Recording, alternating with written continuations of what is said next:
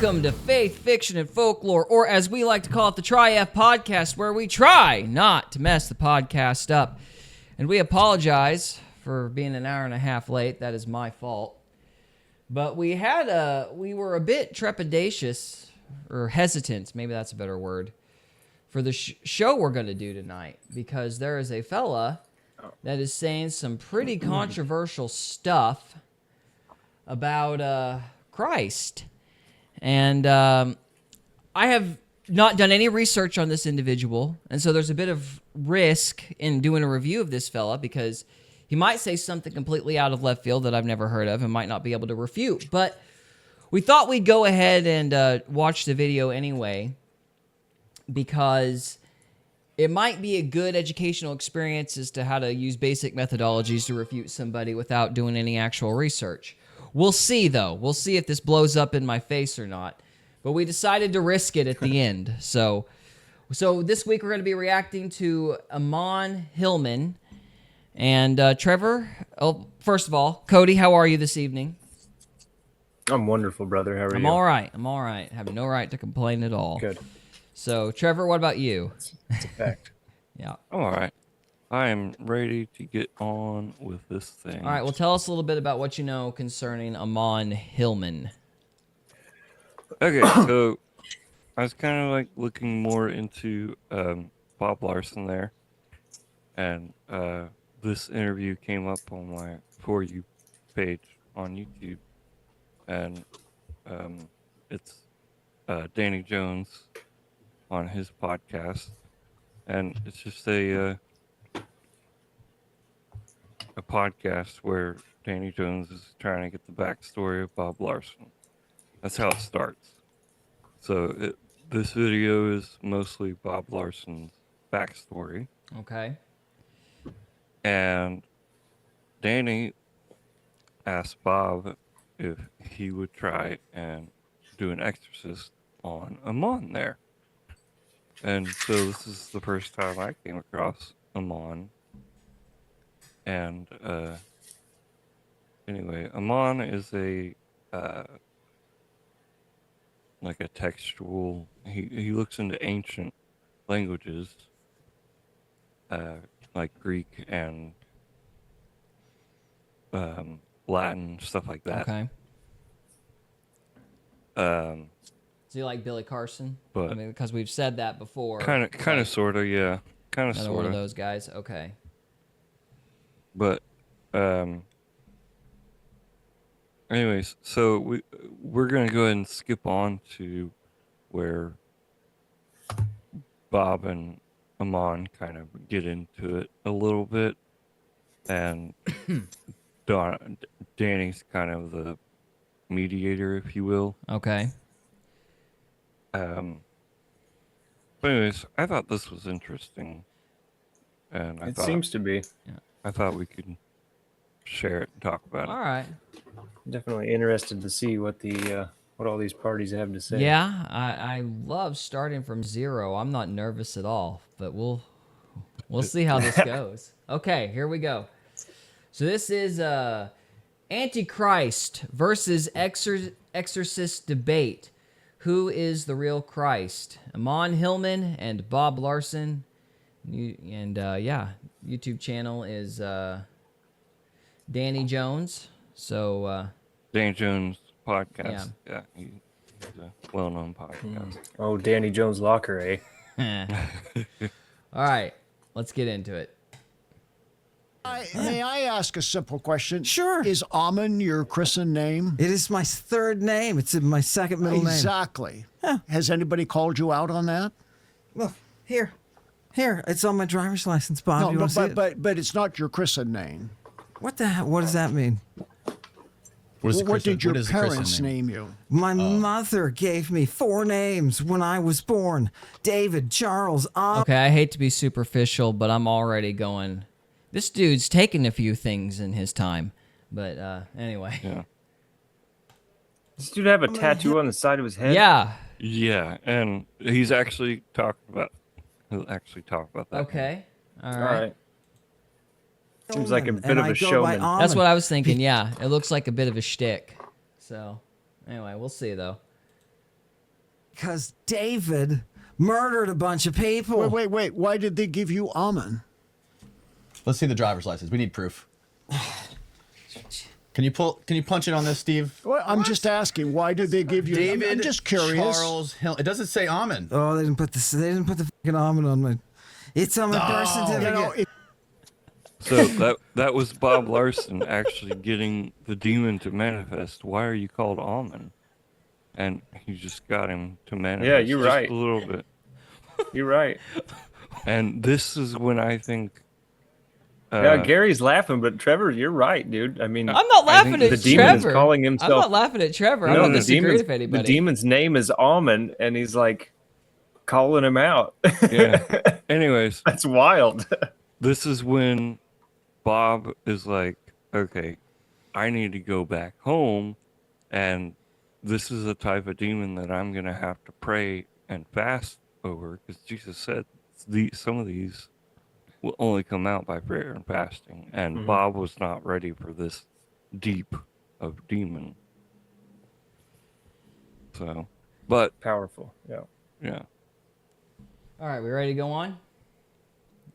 Demons have a hierarchical structure, and some of them are they got their claws in a little deeper because of the power And- that they have. that has to do with the name on the side of his head. We'll get into it in a minute. Okay. Damn, this is interesting. If you don't stop It's on my using birth the F certificate. word, I will leave. All right, stop. I'm We need not to- going to look, put we up need with to- Can I that. bring listen, Chewy listen. and just tell him that We it's need- on my birth we need to certificate? make It's my this- second middle. We need to make this. Hold on, but please. Yeah. Okay. We need to make this something that people can learn from. YouTube That's the friendly. purpose of this. I Not understand. YouTube friendly. No. What- No, just respectful so people can Respectful. learn from this. We need to make No this. F-bombs. Where No F-bombs. What's the did point? You're just gonna the make you're just gonna ruin name it. I apologize, Ammon dear. come from? I'm Where did the name Ammon come from? My uncle's name is also Ammon, his first name, so I don't know. Yeah, I really don't. Well, there's a bunch of immigrants from Europe, man, from all different places. I have no idea. No idea. Yeah. Just curious. Yeah, no, that's okay. Where do you think it comes from? What makes you curious? I don't know. Maybe the Ammonites. Who are the Ammonites? Ask him. Who are the Ammonites? Oh, they're nobody. They're nobody. Nobody. Isidore said. Well, let's- Isidore, Saint Isidore. He wrote. I'm talking about the ancient civilization. Yeah, I know you're talking about the Ammonites, or as my southern relatives preachers would say, the Ammonites. They But say I get that. Ammonites, but I you get say that. and I'm just curious. I don't know. You know, that may be just a red herring, but it's. I think it find is. it. I find it rather interesting that you were given that name, if Yeah. that is what you were given. Yes, I haven't given it much thought. And for you the want to tell Ammonites. this man what the Ammonites were like, what they did? It was one of the groups that they wanted to destroy Israel. in the I've always heard Sept- it called Ammonites, but maybe it's Ammonites. well, that's what they I- said. As our southern groups would say. Ammonites. Okay, I Ammonite. missed that. Yeah. Semantics. Why is it this? Is it just me? Did you notice his shirt? I know. Have you seen like the 14th, 15th century picture, like paintings of demons and shit? Like that's Yeah, what's on and- his Oh, shirt. really? Yeah. Earlier, Yeah. Bob actually brings that up when he first sits Boy. down, and Bob is like, "I'm not sure I could do this with Satan staring at me." You remember that? You remember that video I sent you about clowns being Nephilim? I should have watched that. You're gonna have to go back and watch it, dude. Like it's the same shit. Dude, like, Yeah. Like these, dude. This is crazy. I thought that was Yeah. just a Hawaiian shirt. Wow, I'm dumb. So Oh, You yeah, know, there's little demon faces all over that's that wild. Is it just me though, or And does it is it- seem like this is like incredibly petty? Like this whole argument about whether his name is David or Ammon or whatever. I'm just like, why Well, are I- we even I fighting know, about this? Because he's calling himself the name of a demon, and Bob's like, "Why are you calling yourself that?" And he's like, "Oh, well, I don't think about it." You I know, think he it's, just wants to Bob- tick off his parents. He's blowing it off. I mean, maybe no. You think he's Whoa. just like it's like actually the demon or something? Mm-hmm. Yeah, and that actually ties into This the dude's an tattoo empty on his fucking head. vessel. Sorry, Trevor. Yeah, Interesting. no, Okay. it actually ties into what's on his head. You remember earlier I was talking to you about this, about the Queen of Babylon? Which one of us? Trevor. Oh, To you, before the podcast. I remember you mentioned the started. Queen of Babylon, that he talks about her at some point. Yeah, But yeah, that's what's on the side of his head is her Okay. name, well, but it's in like ancient. I will Greek. say this: I found it interesting that he did complain about David being a killer and a rapist, because it's like demons are also inherently self-righteous. So it's just always kind of ironic that they complain about that when they, set that sort of stuff up and have probably done infinitely worse. So, or have done infinitely worse. So, the great accuser. yeah, the great right? accuser. That's right. So, okay, are we ready to move on? Okay. Yeah. They're talking about They were the Israel enemy of going in, Israel. and they had to Oh, let him- totally And they Let him- let him go. practice human He's- sacrifice. He's letting you talk. Let's let him describe. I'm not they sure were- he's going to tell you the whole truth. Well, if he They does were it, then you can one- correct him. They were one of the people that was genocided in antiquity. Yeah, The claiming Ammonites were from genocidal. that's what the text says. Yeah. Okay. There's not much evidence. They for were it. setting babies on fire. I don't feel bad for them.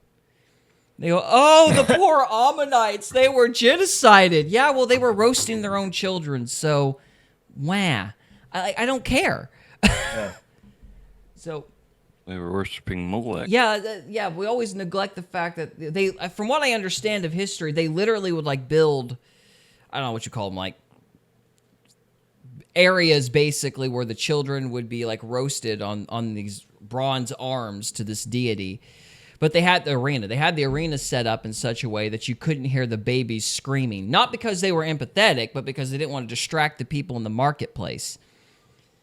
Yeah. Like, if I also remember my facts correctly, like, these people were so depraved that the Greeks would come into this area and be like, dude, these guys are insane, So, like, this is not exactly a bunch of... these aren't beaver cleaver people just minding their own business, and then the evil Israelites come in like the Vikings and wipe everything out.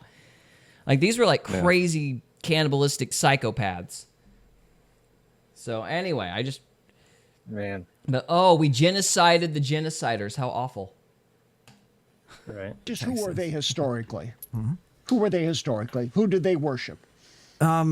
I think you're probably going to say Molech or something Yes, like Moloch. that. Yeah. Yes, and they practiced infant sacrifice And with the and blood God, the rituals altar, yeah. and all sorts of Details. sexual Details. licentiousness. They just killed babies. Okay, so Whatever. I don't know that there's a connection, but Yeah.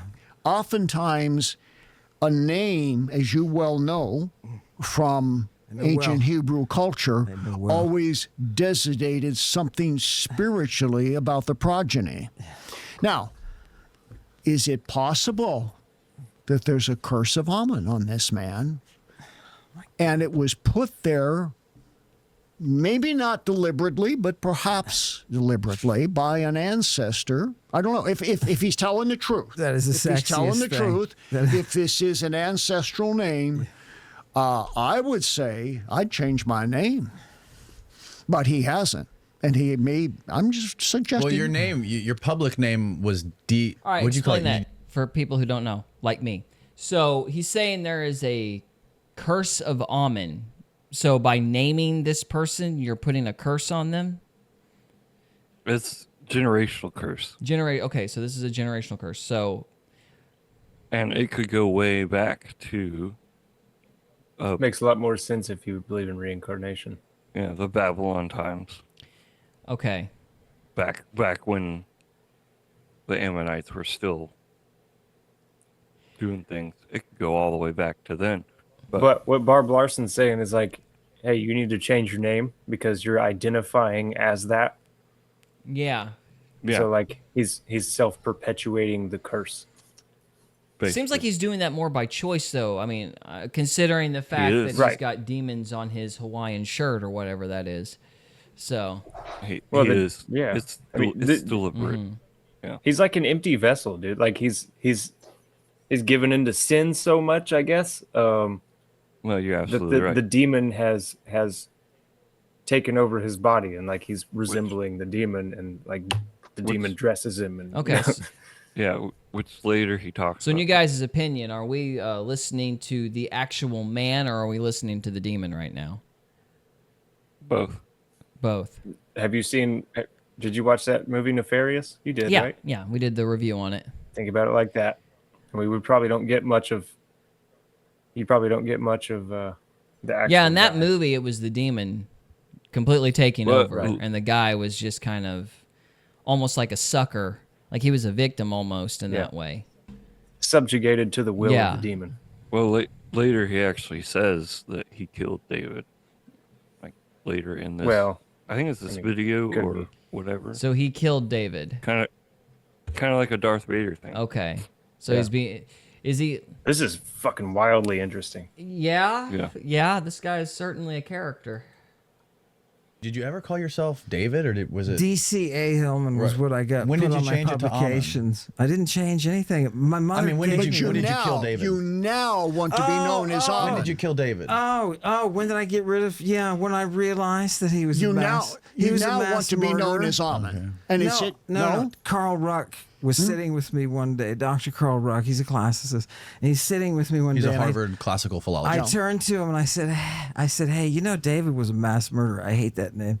And he goes, why don't you use your middle name? What is it? And I said, well, I've got two, Charles and Ammon. And he goes, oh, Ammon, that's a good one. Use that one.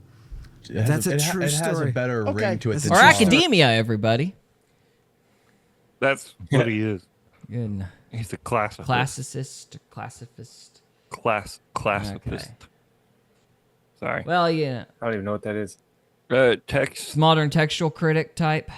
Some variation of that Yeah. field. Well, ancient. Yeah. Text. Okay. All right. Well, I'm all sorts of impressed so far. It's like, yay, college. Go with the name that sounds more demonic. That makes sense. That makes sense. Yeah.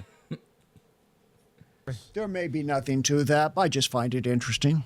I find it interesting because everything that you're suggesting is consistent with that type of a belief system. What if I told you that St. Isidore said that the name of the Antichrist is Ammon? Could be. Yeah, he said that. Who is Saint Well, Isidore? what? Wrote But that this down. could be many names. Yeah, no, it's be interesting. many Like names. you, I find it just interesting.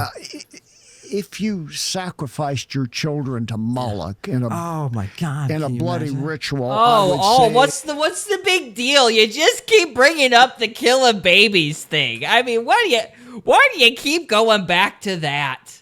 What's the matter with you? Gosh, you Christians just can't let go of the whole child sacrifice thing. Oh, you're so straight. What a bunch of squares. that could lead to the Antichrist. It could lead to a lot of things. But really, at a bottom line here, you're not interested in renouncing the devil and renouncing the path that you're on to receive an exorcism at this point. You're not. I wouldn't dare step forward and renounce the devil. I wouldn't. Okay. I wouldn't. Okay. Just like I wouldn't dare step forward and renounce Vishnu. Right? I'm not a renouncer. I'm not a renouncer, wait a and I minute. can't do that. Okay, Well, so from what I you're understand, not. he can't even do an exorcism then, even if he wanted to, because there has to be like the person has to want it gone. That's like part of it, isn't it? And Yeah. So yeah, and Bob knows that. So that's okay. willing to renounce that. No, and we're- as you no. know, My brain says I every- have to have this. every Bob. historic Christian baptism Yeah. included the renunciation of the devil. Of course. Okay, all right. And you're not willing to stand with historic Christianity. No. Because what we have now is not what they had in You've antiquity. rewritten Christianity. Yeah. You've rewritten the Bible. You've rewritten all these things, the gospel according to Ammon. So there's really no discussion here except the possibility of a private discussion in which you might tell me some things you won't tell in front of a camera. You know, in antiquity, Bob, the pagans and the Christians. You're not responding to would what I get said. together. I am responding with this answer. In antiquity, the pagans and the Christians, prominent intellectuals, would come together, and they still had that classical civilization's focus on the gymnasium. And they would come just like you and me, and they would debate back and forth, right? I am not looking for any sort of ceremony with crosses. I don't care. It doesn't matter to me, Bob. What matters to me is the facts that are in this book that I have dedicated my life to studying. We get that. Right? May I ask just Why don't you an like the obvious Bible? question? Usually people What love the is Bible. tattooed on your head? Oh my goodness, Here it is. Bob! That's the point the devil I was can't making. see it. I can't see it. What Read is it? it. Read it, Bob. Well, I can't read it. Read it. It says Medea. Right, that's Greek, Bob. And why is it there? What is the one on the other side? There. That linear B? Yeah, this is linear B. Medea, same name. And this, Bob, And why? is Etruscan. And wait a Oh, minute. God, wait a watch minute. this, Why is Medea there? It's the same. I'm telling you that. It's the same name in Etruscan. Mattia.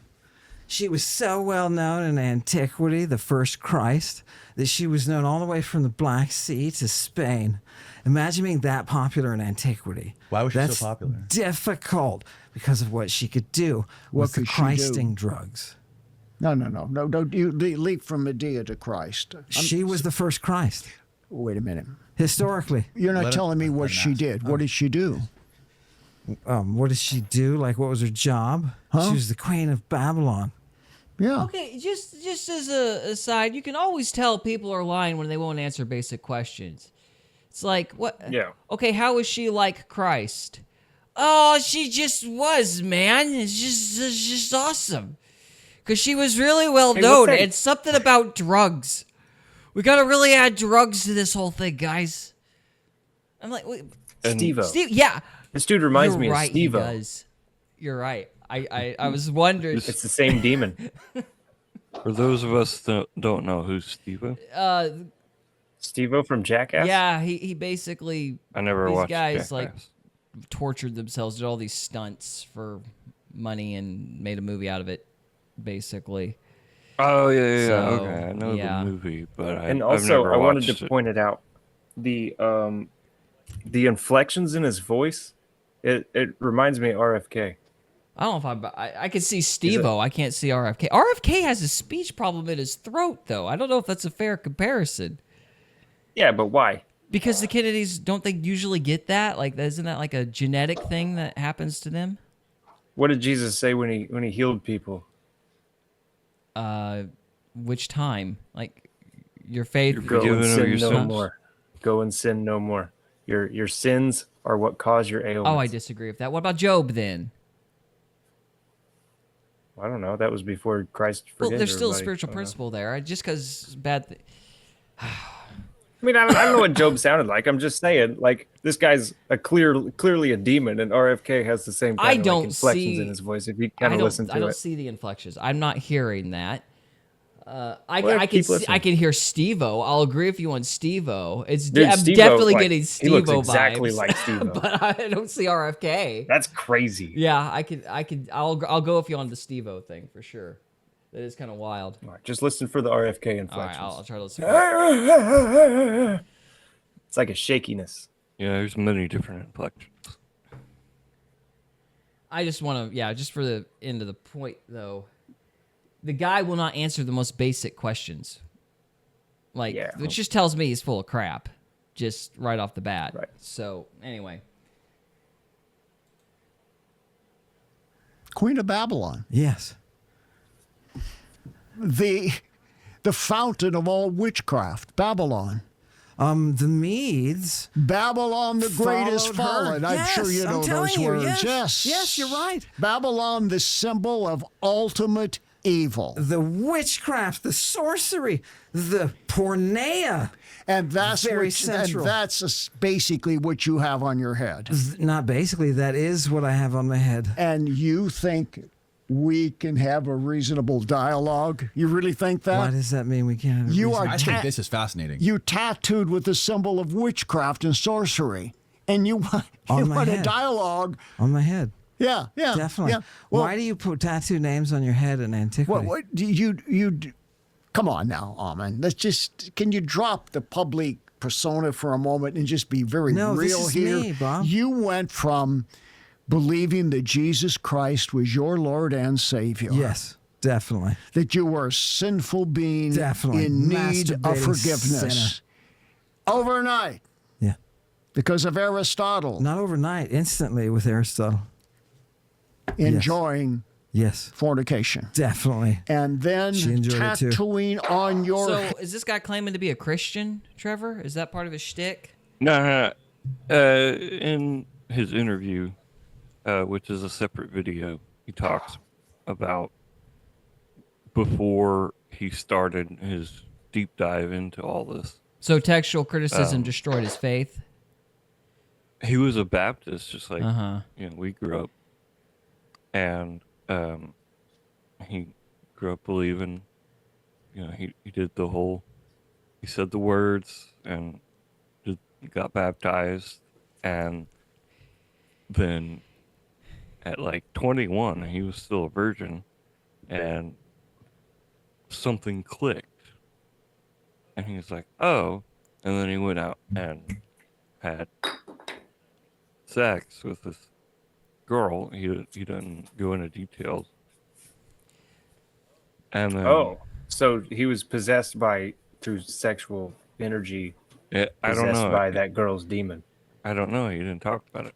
Probably. I'm guessing. So he got tired of being a virgin, called uncle on that, and then turned into this charming individual we see before us. Is that what I'm...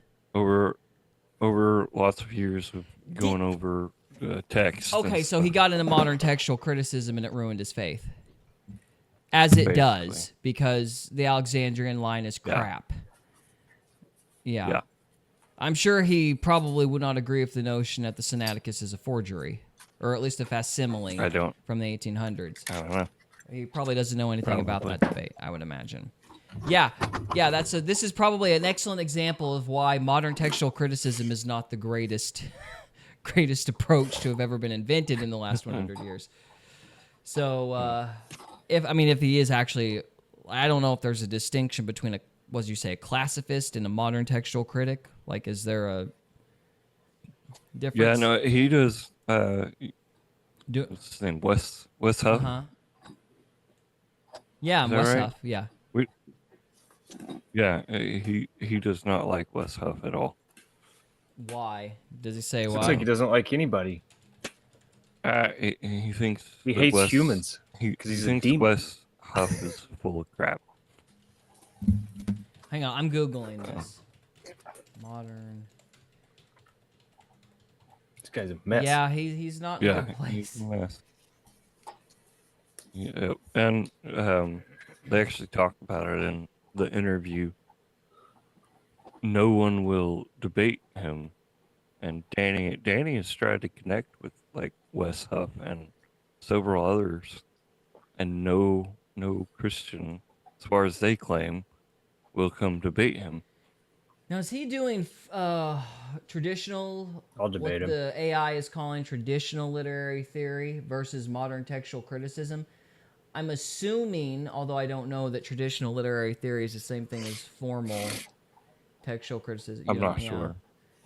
Like, I'm not sure. we need to hear more He- about he this goes guy and into- kind of figure out what kind of criticism he's using, because, I mean... Yeah, he goes into deeper detail in the interview that I shared with Well, you. I would feel comfortable saying he's got a bias.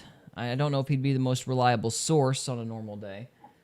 I'm not Yeah. surprised he would be irked at Wes Huff, but he's making a wonderful... The King James onlyists would be thrilled to learn about this guy if he is tied to modern textual criticism. But anyway. Yeah.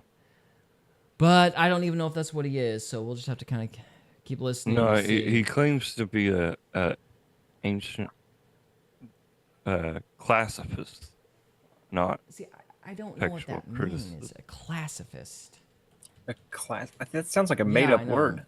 I know. I got a He classicist, might- an advocate or Maybe that's follower it. of classicism, a classical scholar, classistic. That just is saying the same word over and over again. I don't know what that means.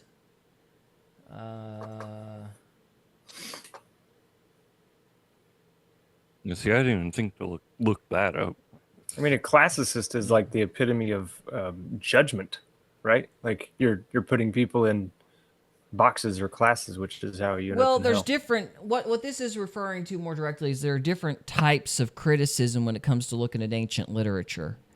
So, like a Oh, so classicist is actually a textual word. I think, yeah, like it's a textual term. Like the two classifications I'm aware of, there's modern textual criticism and formal textual criticism. You might say it's like eclectic textual criticism. Like modern textual criticism is synonymous with eclectic textual criticism. And then there's formal textual criticism. Now, formal textual criticism is like if you're translating the Bible, you look at it and you just write it down, right? A modern textual critic goes off a certain criterion, like scholarly rules from like Westcott and Hort. Let me see if I can actually look up the rules for Westcott and Hort. So it's not just like copying the text down, like you're trying to interpret what the text means, which there's a lot of subjectivity as to how you can do that, and that's kind of by design, in my opinion, because modern textual criticism comes from the German rationalists out of the 1830s, and that's a whole thing. So let me see if I can find Westcott and Hort's textual critic theories really quick.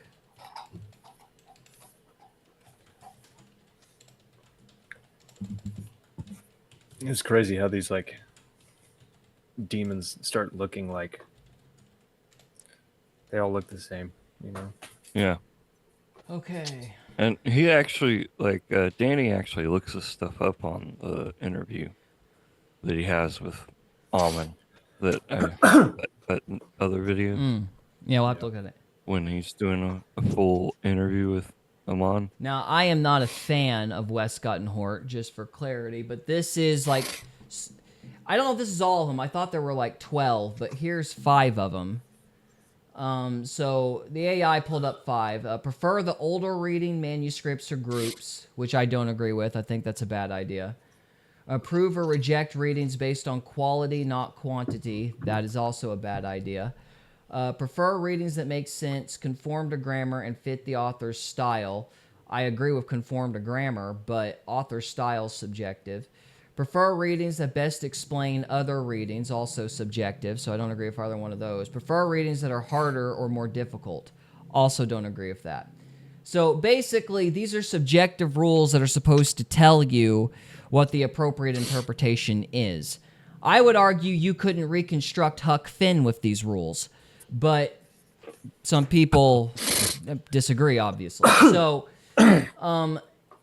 I don't know, though, if modern textual criticism is like in the same category as classicist. And so I really can't add anything beyond that until I know exactly what this guy's referring to, because I'm not seeing a connection with modern textual criticism in the claimed classicist. Like I'm Googling and I'm not seeing any commonality in the term. So I don't know what this guy's talking about.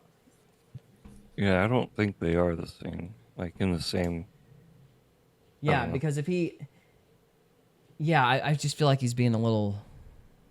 Like he's kind of doing the Billy Carson thing where you kind of muddy definitions and terms to create kind of confusion, you know? Yeah, he's definitely got confusion in there. But the thing is people are following him. Yeah. So we'll try to listen on. I mean, I don't know how much more to say about it until we can actually nail down a definition of classicist, because I'm not finding it. But anyway, so we'll pull this guy back up. Does anybody else have any other thoughts on that or anything to add? I'm really starting to like Bob Larson at this point, Yeah. Yeah. Yeah. Well, he's been doing given this binary. He's been doing deliverance ministry for like almost 60 years now. Yeah. Well, the last video we talked about him, I was kind of put off by him, but Okay. Yeah. he's gaining more credibility as we speak. Yeah. Yes. The Whore of Babylon. Yes. Hey, If you wanna look, learn an how to ad. edit really well from professional Hollywood Nice. editors. We're going to show you the stuff that nobody else is teaching. The horror of Babylon. Wow. The poor man. That's top of poor an man. interesting leap. If I did not believe in the grace of God and the power of Christ, I would think you are hopeless, but you're not. You're not hopeless. There have been worse than you who have turned again to Christ. But What is your understanding of Lady Babylon? Huh? Yeah. What is your understanding of Lady Babylon? Your personal understanding. Well, of her? Babylon has both literally and metaphorically stood as the ultimate example of sorcery, witchcraft, and rebellion against God. Over and over again, it's because of referred Medea, because of this woman. to ultimate rebellion against God. Okay. And in the end of time, Babylon the Great has fallen. Yes. It speaks of this kingdom finally being judged by Christ and cast down. Okay. At the end of the age. The morning star by the morning star. And so So he has this on his head. And who was Lady Babylon? What did she do? Well, When he well, says the this- morning star, he means Satan. That's why he added that in there. So, Well, he's calling. It's an inversion. He's calling Christ Satan. yeah, he is. Yeah. This is just a symbol, okay? The symbol is of rebellion, of witchcraft, Okay, I see. of the worship of the devil, of human sacrifice. You name it, all the licentious possibilities that are there. What about medicine? Okay, that is tattooed on his head. Did you know the word medicine comes from the Medea, from guy First Christ? Who tattoos Well, I'm a this- little bit of a skeptic of medicine at this point, so I don't know if that's a point in his favor. Right. But anyway, Pharmakia, right, anyone? right. on his head stands in judgment of Christ as a file. I'm done. I'm done. I don't have enough Celsius to keep going. That has nothing to do with the Bible, though. I don't But understand. my offer still stands. yeah. My offer Because still you're a stands. flim-flammer. I'm not going to You'll take your come offer. see me personally. You came here to get $5,000. That's what you fucking came here for. No microphones. Yeah. Just you and No I talking microphones. man to Oh, man. Scary. You're a scared little man. And that's the problem. Just like the He's folks not. at He Harvard. sat here and he's been talking to you for 30 Christians, minutes. No, he He's hasn't been been talking talking. about the Bible. He doesn't want to talk about the Bible because he can't. Okay. Just like the people at Harvard I am can't. What is not- it, Christ, Bob? You know. How was I'm Medea I'm the not- first Christ? I'm Can you not- explain how Medea was a Christ? Diodor Siculus, the historian, comes along and I he says, told this you is it He what just there ignores was- it. He's like, "How? How is she like the first Christ?" And he's like, "I'm not. Here's this other Greek thing." So, just dodging, Yeah. just dodging. Any She more ad Christed. hominem arguments, we would be done. You just talked about my tattoos. You're Okay. such a hypocrite, just like the Christians no, everywhere. But you didn't A deny lover what I of said. Someone didn't get a pony for Christmas when they prayed for one. Ouch. No doubt. You're just like the rest of Pony them. boy, You're just like the rest of them. It's like you've got Whore of Babylon tattooed on your head. Don't judge me, hypocrite. It's like, I don't think that you know what that word means, but okay. Lies. You did not You did deny not what I lie. said about the tattoos. You didn't deny it. So, look, What if I picked out your ears and I said, "You Why bigoted don't you, bastard"? You take it personally, Bob. why don't you let me say a prayer? But you can say a prayer all you want. I would like I'm not to. restricting you. I would like to say a prayer. Please, Let's do it. Okay, please. Let's say a prayer. and I would like to put some holy oil on you when I pray. You can take that holy oil and shove it in your ass, Bob. I'm not one of your victims. Wait a minute. What'd you just say? I'm not one of your victims. No, that's you want not- to hit no, me with just your before cross, that, you what did you- what did- psychologically abusive. Why is the holy Wait a water minute, psychologically wait a minute. abusive? Wait, what did you just I say I could said- do with I this? said He you said can put shove the it up. water I where the said sun you doesn't can- shine. Do you can know shove it. what this is a symbol of? I think it's a symbol of your Of the Holy desire Spirit. to invade my space, weirdo. It's a symbol of the Holy Spirit. Yeah. And you said I could What's shove the it word? where? What's the word for Holy Spirit? What's the word for Holy Spirit, Bob? You don't even know that. You're a flim-flammer. You have any snake oil? What is the word for Holy Spirit? I don't know. Seriously, Bob, look. What does these it are matter? Breath. It doesn't matter. Yeah, that's what I was thinking. Yeah, I don't think it's relevant. He's just like, oh, that's gonna burn me. evading. Like that might leave a scar. So no holy oil. Thank you very much. I don't want to smoke in the room. So Dude. yeah, wow. His terms, dude. He doesn't even know gospel. where's my brief? What does the word gospel mean, Bob? All right. What did I do with Are we wrapping it up, Bob? Or are you got a book or something? Coward. The devil told me you were a coward, Bob.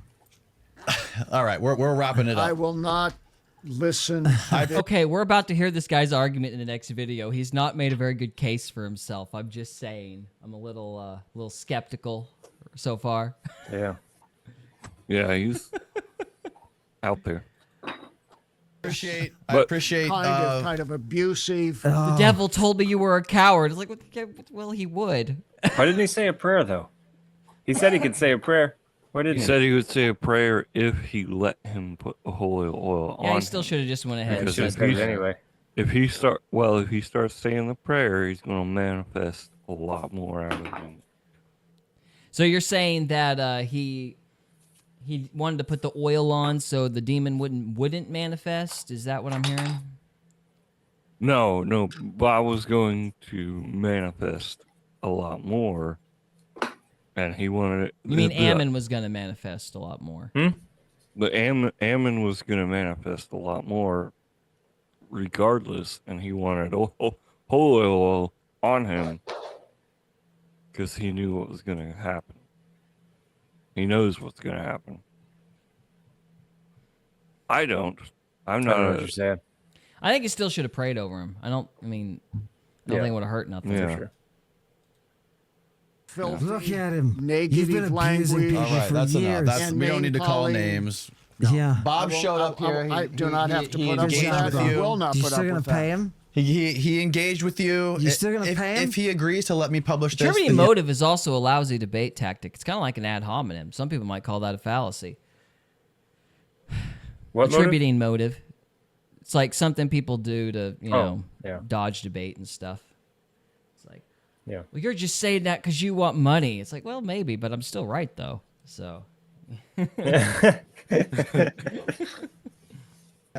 Yeah. well, I'm that's gonna. what- I'm not gonna pay him. I'm gonna Bob, donate to the church. Remember, Bob, that's what you're all about. Remember that. About When he what? makes his charitable donation, that's you, buddy. That's you. Let me see that envelope.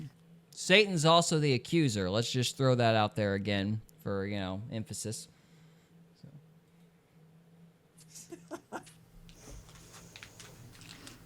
Is there cash in here? Cash. No, I was going to rip it up. That's your Well, I won't do that. prostitution money.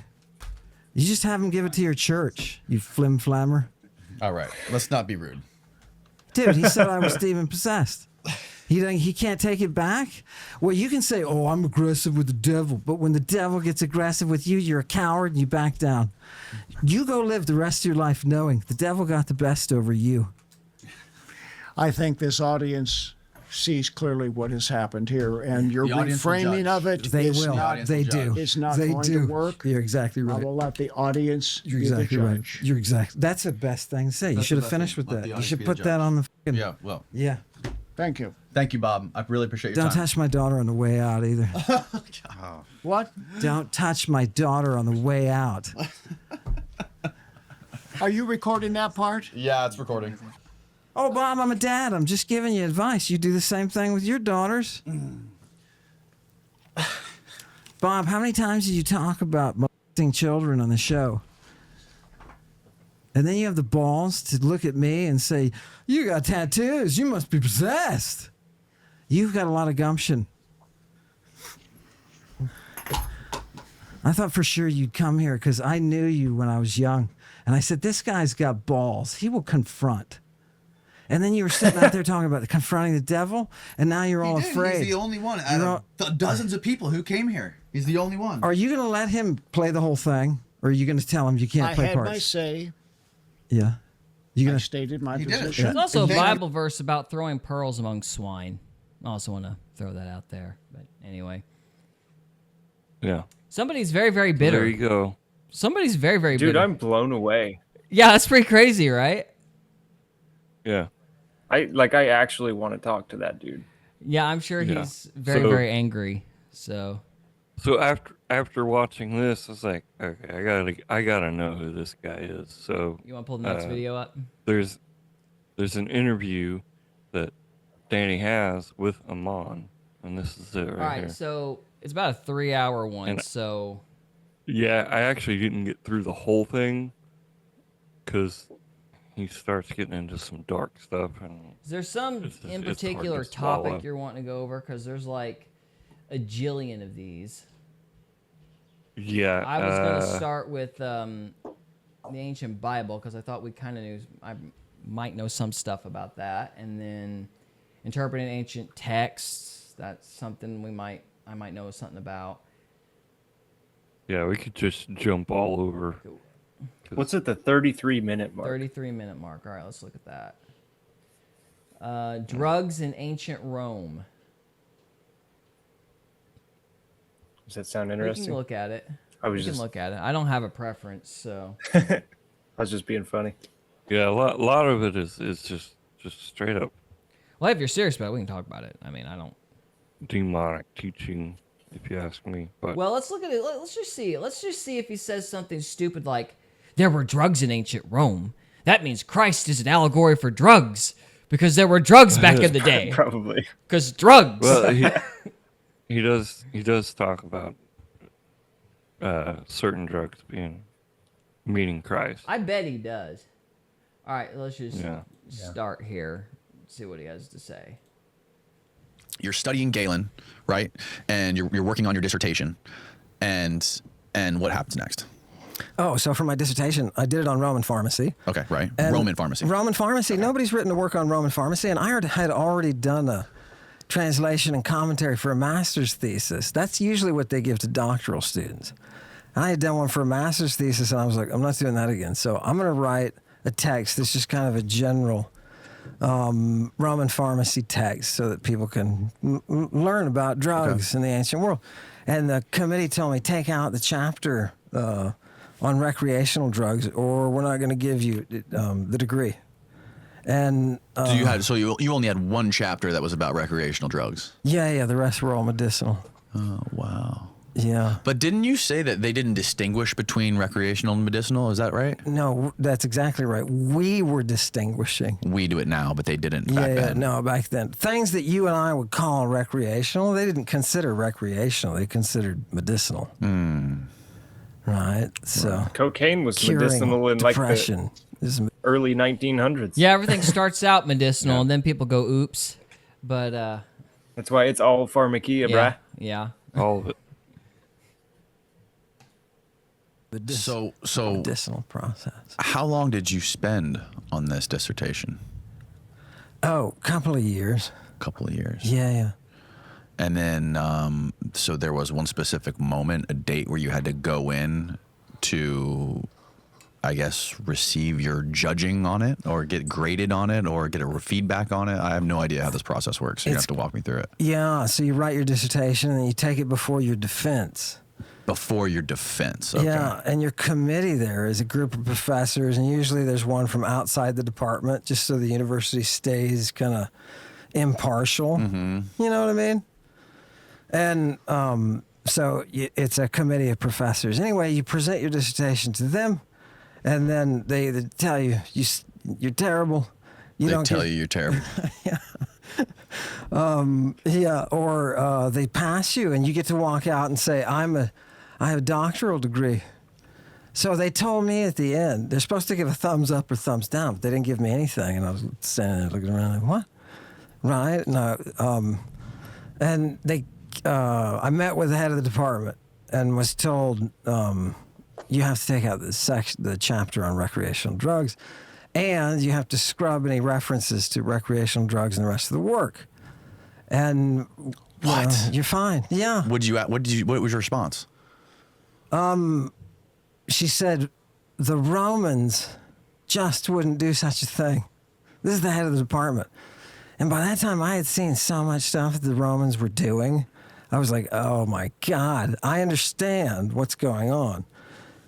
They're building a ceiling that we can't get beyond, that doesn't exist. We should be able to go right through that thing. With these texts, we can do that. Anyhow, so I took the material and I sent it to Macmillan. I just scrubbed it, and then I sent it to Macmillan. And they accepted it. Thomas Dunn accepted it. And it was fantastic. Macmillan is what? It was St. Martin's Press. Publishing Yeah, company. it used to be publishing company, St. Martin's Press. Yeah. Okay. Yeah. And that's what became the book, the famous book that you created, The Chemical Muse. Correct. And once you decided to scrub the chapter from your dissertation and any sort of reference to drugs whatsoever, and then they accepted it and gave you your PhD. Any references to recreational drugs? Recreational. Because there are a whole bunch of drugs all over it, right? For healing, right? I mean, drugs that you use in anesthesia. Right. What did they use? Fantastic. What was the response after your book, The Chemical Muse, was published? The Bryn Mawr Classical Review came out, which is the big reviewer. And a European professor, French, came out and said, this book is dangerous. He said it shouldn't be read at any university anytime, ever. And he was like, What year are we talking? Was that because it was about recreational drugs, or was it shoddy research? Just asking for a friend. But I'm not sure. Yeah. do we want to move on? I This can't is- make any statements about this because he's not saying anything specific. Like there's nothing to Google here except Yeah. maybe the book. So Well, the He's, first hour or so is just the Danny getting to know who this guy is. So he's gonna spend the next 8 minutes talking about the book. full of shit. I mean, He's like, oh, I wrote this paper, and they usually, or was it they only give it to doctoral students, but it was in my master's thesis. Like he's already inflating his own ego, and then he made an inference to breaking through the ceiling, which is what the whole point of the Babylonians. They wanted to break through the firmament and all that shit. Yeah. Like he's just like, hey, I'm getting he grosses me I'm out. getting those vibes. Yeah. All right. So he's not impressed so far. Let's see what he has to say. We got the Greek Septuagint and the Dead Sea Scrolls. We got Greek drug cults, Solon and the creation of democracy. Trevor, did you watch this whole thing? Like, what are you? I got closer to the end, All right. and things started getting dark. So I was like, okay. So we want to see if he starts monkeying with the definition of Christ. Is he going to do that stupid Christ consciousness thing that the CIA may or may not have invented? Not that I'm making any assertions, but No. He ties Christ in as a drug. I'm not saying that actually happened. By the way, since we are live, I do need to clarify that that was a joke. Just so we're clear. Sorry, go on, Trevor. Yeah, you're really stepping on Bill Donahue's Oh, toes am there, I? Gary. Am I? Okay. Yeah. Well, I can tell you the Christ consciousness thing didn't come from Bill Donahue. It came from somewhere else. That's all I'll say. But I got a book on that. Buddhism? No, it's in that book I was talking about last week. Happy Lies. Yeah, there's a particular historical figure. I don't not remember his name, but he came up with the term. And I believe it was like in the turn of the 20th century, 1900s. So it's like a newer concept. It's like Was that before or after Santa Claus and colostrum was invented? it all came out of that weird cult stuff in New York, man. I'm telling you. It's the same crowd.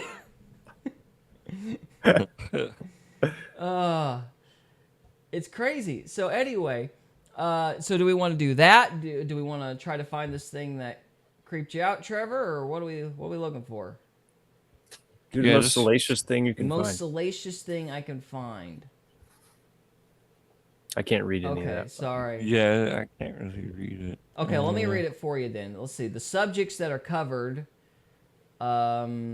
We start off with him talking about his book. He goes Greek Septuagint versus the Dead Sea Scrolls, Greek drug cults. Yeah, so most on. all of that. For the I just learned how to zoom my screen. Oh, sweet. So we got Solon and the creation of democracy. We got the ancient Bible. We got Greek came before Hebrew. We've got interpreting ancient texts. We've got John Marco Allegro. We got why the Greek language is superior. The purple. Oh, the purple. That might be a subject we could go. Do we want to talk about the purple then? That was rather interesting. All right. Pink and blue mixed together. I'm getting Ever wonder how transvestite professional game vibes. studios, visual effects artists, and filmmakers get Ooh, such ads. high It's quality? all coming together, know. Cody. Okay. where does Greek actually come from? It's that old Indo-European bunkum, right? That stuff's not accurate. The Greeks, like, forget modern linguistics. The Greeks, what did the Greeks themselves say in their own text? They said, we are the descendants of the Pelasgoi. These are a group of marauding Chalcolithic, so this is 5,000 BC. Okay. 5,000 BC, called the Pelasgoi, the carriers of the purple. Yeah, This is where Greek came from. these are the antecedents of the Phoenicians, those who carry the purple. Okay. What is the What is the purple? purple? Way Come on. back. Oh, God. It's Murex squeezing. I take a little snail out of the Corinthians. water and he's in a shell. What? That was And the I squeeze out Corinthians. this stuff and process it. There's a whole bunch of All right, processes. what, Cody? The Corinthians were the purple dye people. You might be right. I don't know. I'm completely remember- ignorant on that. I don't know why he's saying they were. I don't know. So, I don't know. well, I mean, they could be. You could be right. I mean, the Corinthians were out of Greece. So, Yeah, they were like the civilization that was. They had the market for the purple dyes. okay. Does anybody understand anything From else what I- that he was I saying? understood. Like, I don't even know what he's talking about. No, he's like, oh, the purple. I mean, come on. I mean, Yeah, come it's in. like it's supposed to mean something. I'm like, they like the color purple. Okay. I gotta go All check right, on go my for dog it, real man. quick. Well, he just said it. It's something they squeezed out of like a snail or something. For the dye, I'm sure. Okay. Yeah. That's what he's talking about. And they turn it into a substance that we use in our religion, right? In order to induce oysteromania, What? right? You can tell the girls who develop it because their fingers are stained with the purple. You can tell because their lips are stained with the purple. Yeah. So they ate the color purple? Oh, they I ate it. guess. Yeah, because they used So how they to- processed it? They had like chew it up or something? Yeah, it was like some sort of snail, I guess. So I they don't had to know. like chew up And the snail they and would- spit it out or crush it in some capacity. they would squeeze this purple dye out of these snails, and so their fingers would be stained with that purple dye, and then they would just eat what was left over. Okay, I mean, What? fine. I'm not sure Something why like that's that. significant in any way, but okay. I guess. Yeah, it's who knows what's in it. I mean, I've heard people say, "Oh, is it DMT? Is it blah blah blah?" Okay. Whatever. Who knows? Oh, is this Who why knows? there's all those snails on paintings, like psychedelic paintings? Is that what's going? Is that what he's Yeah. getting at? Okay. So So he's like that. thinking, He's getting it. The purple was a drug. yeah, like maybe DMT Yeah. or some kind of hallucinogenics in the purple fluid of the But he's snail. like not actually claiming that. He's like, well, I mean, it could have been, but I don't know. Well, it could have been Yeah. Barney came back in time and like shaved off his fur and they just dyed it in a bowl. Yeah. Mashed it up into a ball. Yeah, I mean, could have been a purple spaghetti monster. I don't know. I mean, it could have been anything. Who cares at this point? Right. When do these people stop using drugs? What is this, Steve? Herculaneum Scrolls, a 20-year-old journey to read the unreadable. Yeah, this is what Hillman was talking about. This is the I Herculaneum actually is saw that this on the news not too long ago. This might be interesting. Yeah. city that was destroyed. It was a sister city to Pompeii, and it has a lot of preserved scrolls in it. And so it's if you can unwrap these crusted little scrolls, you can read them and May not have been this specific one, but they've got technology to like read charred scrolls and stuff now. And that's what Ammon is reading. He can read that Okay. without the So it's some ancient Computer. language. Okay. yeah. There's one kid that did with AI. He used an AI to help him out. But yeah, like And- what Hillman said, it said purple. One of them did. There you It go. was the first word that they could visibly read. This library, they suspect, is, I don't know, they waffle. So I don't know. That's for the archaeologists. They got to figure that out. But they say it's probably the Julian library from the gens Julia. So the gens of Caesar himself, right? It's destroyed in 79. So it's going to have, I can promise you, inside of this thing, I've already talked to the professor who did the scans. Oh, really? Yeah. He's at Kentucky. Okay. SEALs. And he's a nice guy, really nice guy. And he said, no, this is all going to be made public. right? Public access.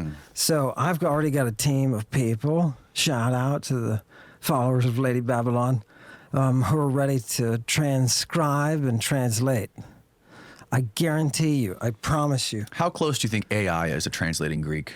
And how accurate do you think it could possibly get? I just had a conversation with Dr. Ruck about that, just a short one, and it's gonna happen.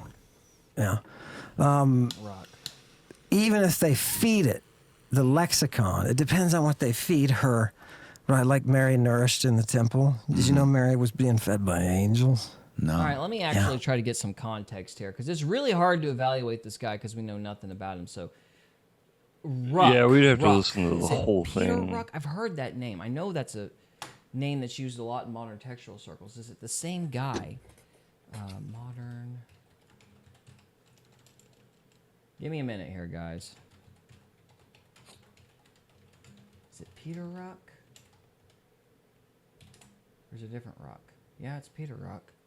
Is this who he's talking I about? just want to know why he looks just like Steve-O. This is mind-blowing to me. So the name is Peter Ruck. Must be like a self-harm demon. I don't know. Unless it's a different. Most demons are self-harm, yeah. Yeah, Okay, so he's a professor. All right, so they look different though. what's his connection with Peter Ruck, though? Like, you're telling me everything except what I want to know. It's crazy how much the demons on that last interview we watched. The demons on his shirt, they Yeah. look like where the wild things are. Maybe it was where the wild things are. Sure. Pretty crazy. No, I don't think it was. No. I will say this, just as a creepy side. We talked about my times when I'd actually got glimpses and seen stuff when I was going through my spat. They did have that two-dimensional oversaturated quality. They didn't look exactly like that, but the two-dimensional kind of overly colorful faces. That was reminiscent. So, Yeah. which is fascinating because again, I had no idea those were demons. So, interesting how that connects. Huh. So. That Nephilim clown thing, man, that's wild. I always think of you remember Air Bud? Yes. That movie Air Bud? And I don't think this was it's supposed to be part of the movie, but you could watch that demon eat that clown guy alive. Oh.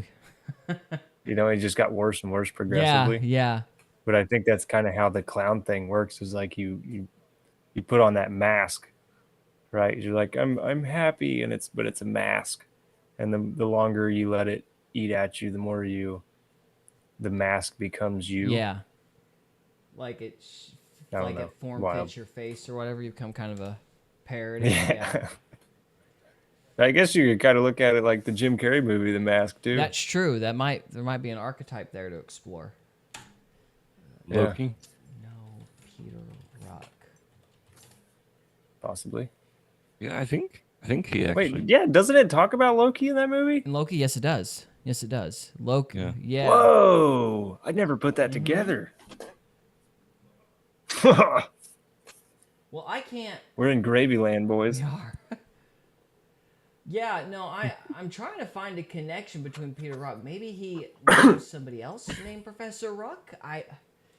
Because I can I'm tell not you sure. a little bit about where he's coming from if I can verify that it's the same Ruck, but I can't.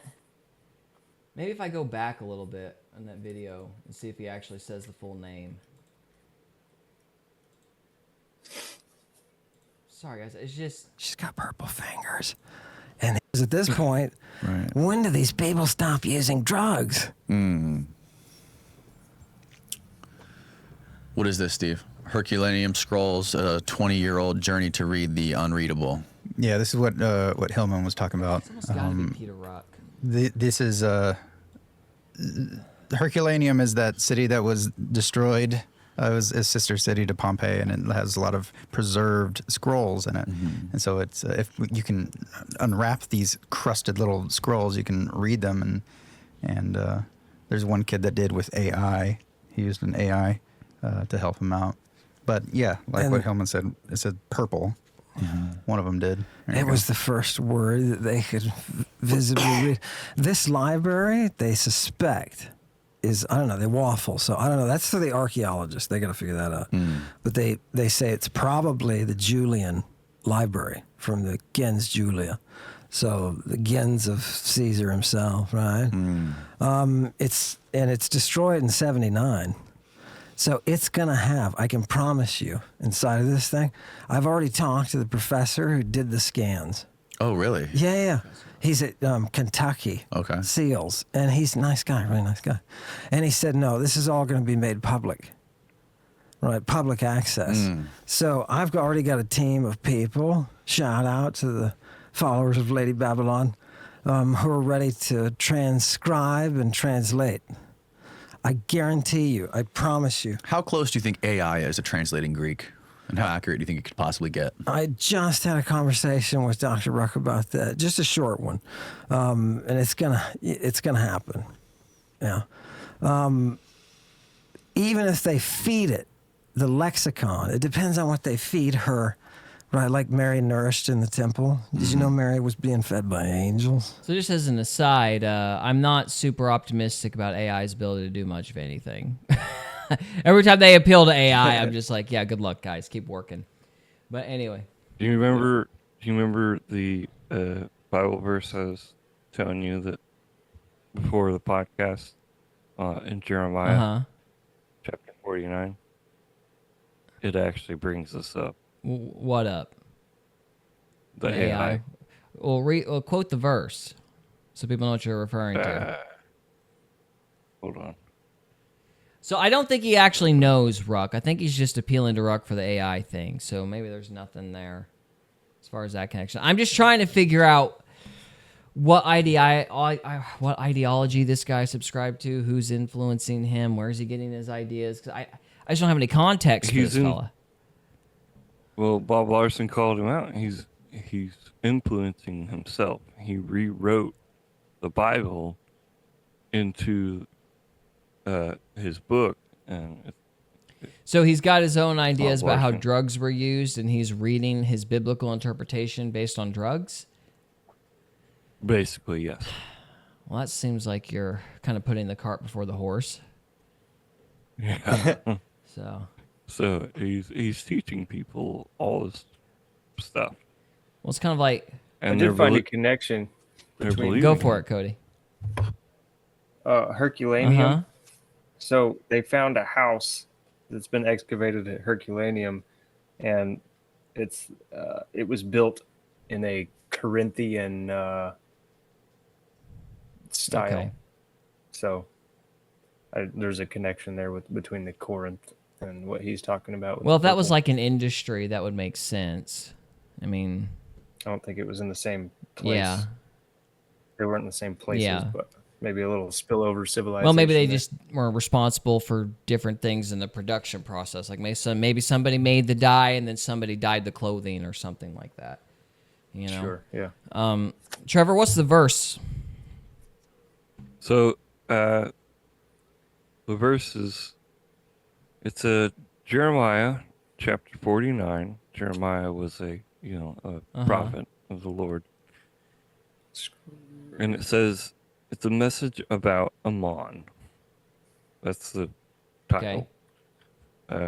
This message was given concerning the Ammonites. This is what the Lord says. It's Jeremiah 49, 1 through, I'll go to 6. This message was given concerning the Ammonites. This is what the Lord says. Are there no descendants of Israel to inherit the land of Gad? Why are you who worship Molech living in its towns? In the days to come, says the Lord, I will sound the battle cry against your city of Rabbah. It will become a desolate heap of ruins, and the neighboring towns will be burned. Then Israel will take back the land you took from her, saith the Lord. Cry out, O Heshbon, for the town of Ai is destroyed. Weep, O people of Rabbah. Put on your clothes of mourning, weep and wail, hiding in the hedges, for your god Molech with his priests and officials will be hauled off to distant lands. You're proud of your fertile valleys, but they will soon be ruined. Well, I'm not seeing a connection to AI. The town of AI. He said the town of or AI. something like that. Or something like that's probably not something that we need to read a double meaning into. I would think because I'm not seeing any. For one thing, I don't think that's how you should read the Bible. But for another thing, I'm not seeing any context clues that would even give you a comparison to think it's AI metaphorically. So, like, it's just talking. Okay. I do think that Ammon probably chose that chapter because Moloch and he wants to take off his dad or something. But no, this is what I was listening to earlier today, and I come across it, and I was like, that is that's weird. That is weird.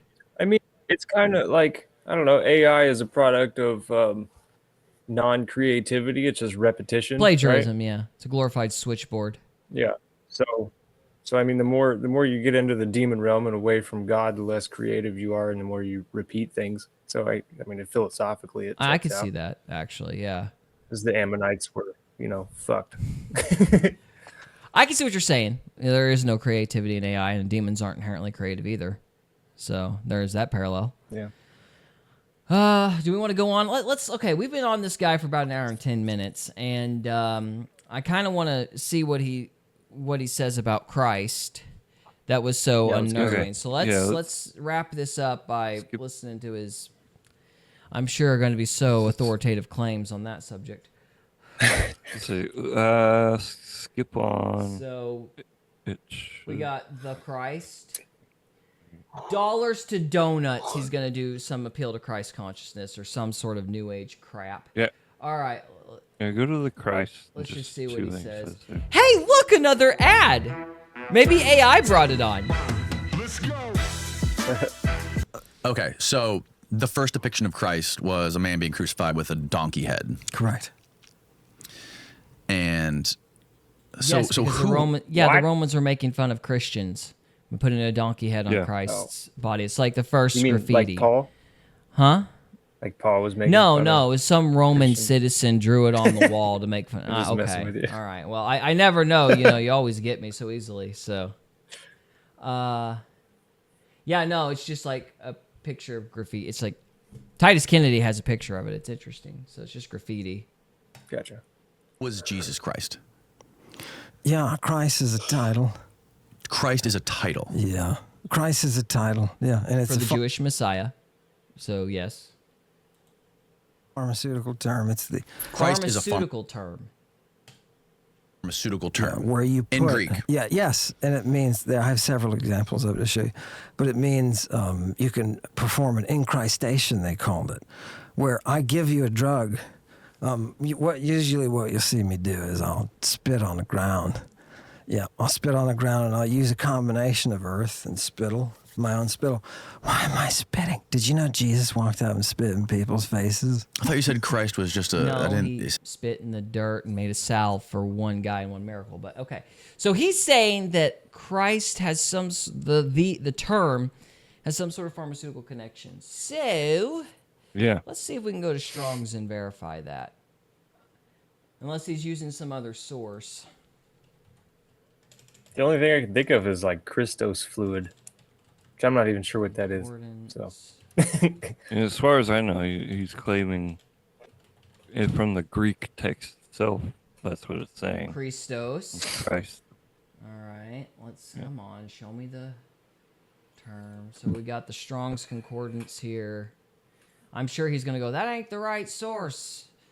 This is a source that I think is more verifiable, even though you've never heard it before. So original word in the Greek, it's a noun, masculine, translation Christos, Christ, anointed one, Messiah, anointed one, the Messiah, the Christ, derived from the Greek verb kreo, meaning to anoint.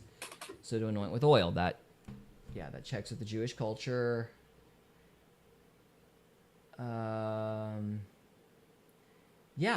This is just referring to the Jewish prophecy.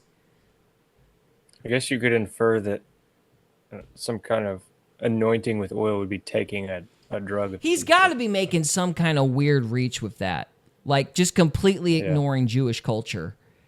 Because when a prophet or a king somebody who was going to be indwelled with the Holy Spirit, was sent before a judge he's or a just taking prophet, it- they would anoint them with oil.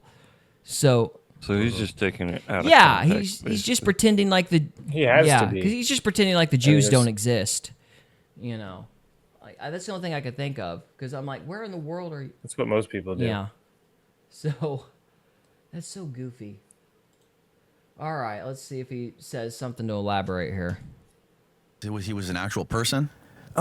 In the text. Who is he in the text? Who is he? Yeah. Yeah, that's what's most important. That, boys and girls, is called a qualifier. You remember how I rant about qualifiers? See, it's not in the Greek. Oh, yeah. It's in the text, in the story, allegorically, which means I'm going to say whatever the crap I want. And it's going to be, it's interpretation. It's all subjective. And Okay. that text is going to show us history, right? You can say what you want about the text as long as we're translating it accurately. So what is the text? Because the text is our evidence. This is science, man.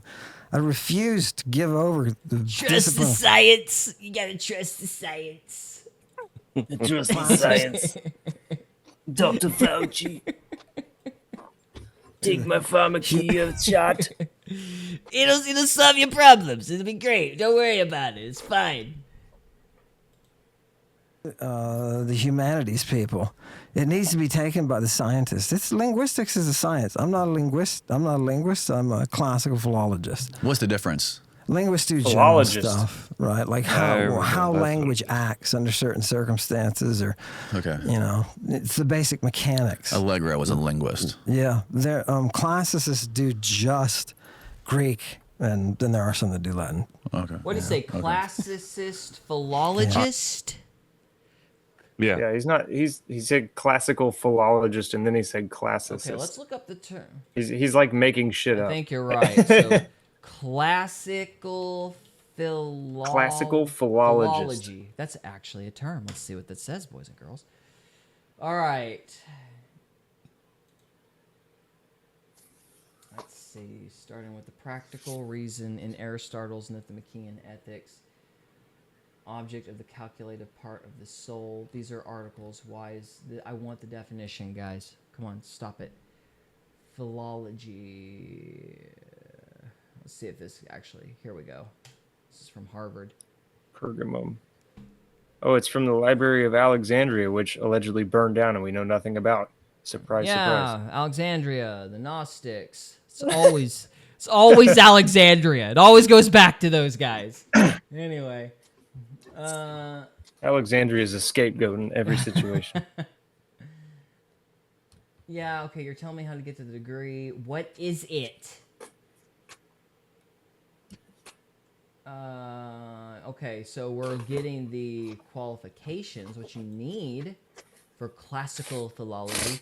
What is classical philology? Thank you, Chicago or University of Chicago. I'll be All right, right let's read back. this article really quick to try to figure out. Have a beautiful time. Yeah. Have a beautiful time with whatever you're doing. Classical philology. This is an article by the University of Chicago. What is classical philology? Classical philology has been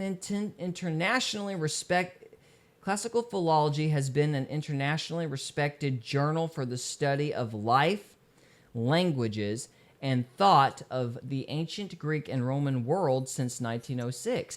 1906! Nothing suspicious about that era when it comes to academia.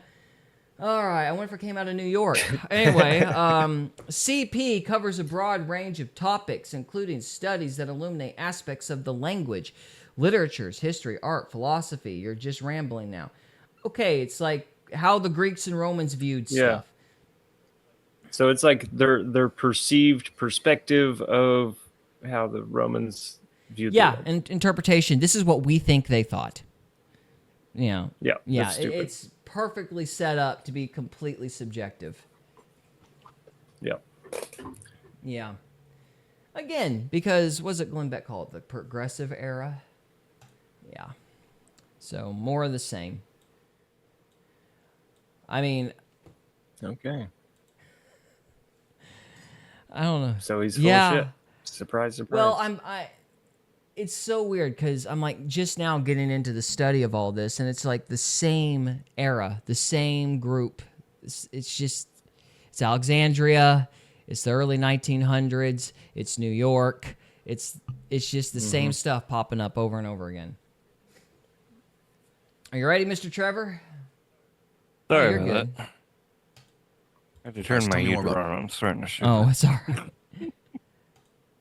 Christ. Yeah, so it's a drug term, and it means to be putting that thing in your eye. Can I show you some? So to Christ or to christen means to put drugs in your eyes. Originally, yeah. Originally. Verify it. Yeah, we need So is proof. it dirt or drugs? He said it was dirt. Yeah, he said What it is was he talking dirt a about? second ago. Then he said it was you spat in your face another second ago. Now it's medicine in the eyes. Okay, we just looked up the Strongs and it said you're full of it. So you need to actually provide a competing source, dude. Okay. So how did this Well, I have a cool tattoo on my get head. turned into Pretty cool. the tattoo. person Means everybody? Babylon, so I'm on the edge. No, Jesus Christ. The Fairy lady. tale? Let me- Yeah.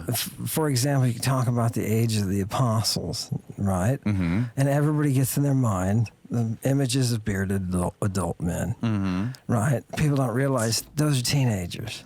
The apostles. We're talking about the picture of like Jesus with the apostles at the Last Supper. Yeah, notice they're all bearded men. They're all bearded men, yeah. Yeah. What happened? Because the original description, he's constantly calling them children, and they aren't.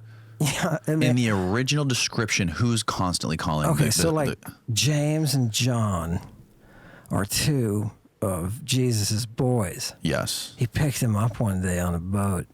What do you mean boys? Like They- they're his This is where This guy I started. sucks. Yeah, So this is bad. where I was like, okay, I'm gonna. We've already talked about this. Children is an analogy for doctrine, for like adoption, like imputation.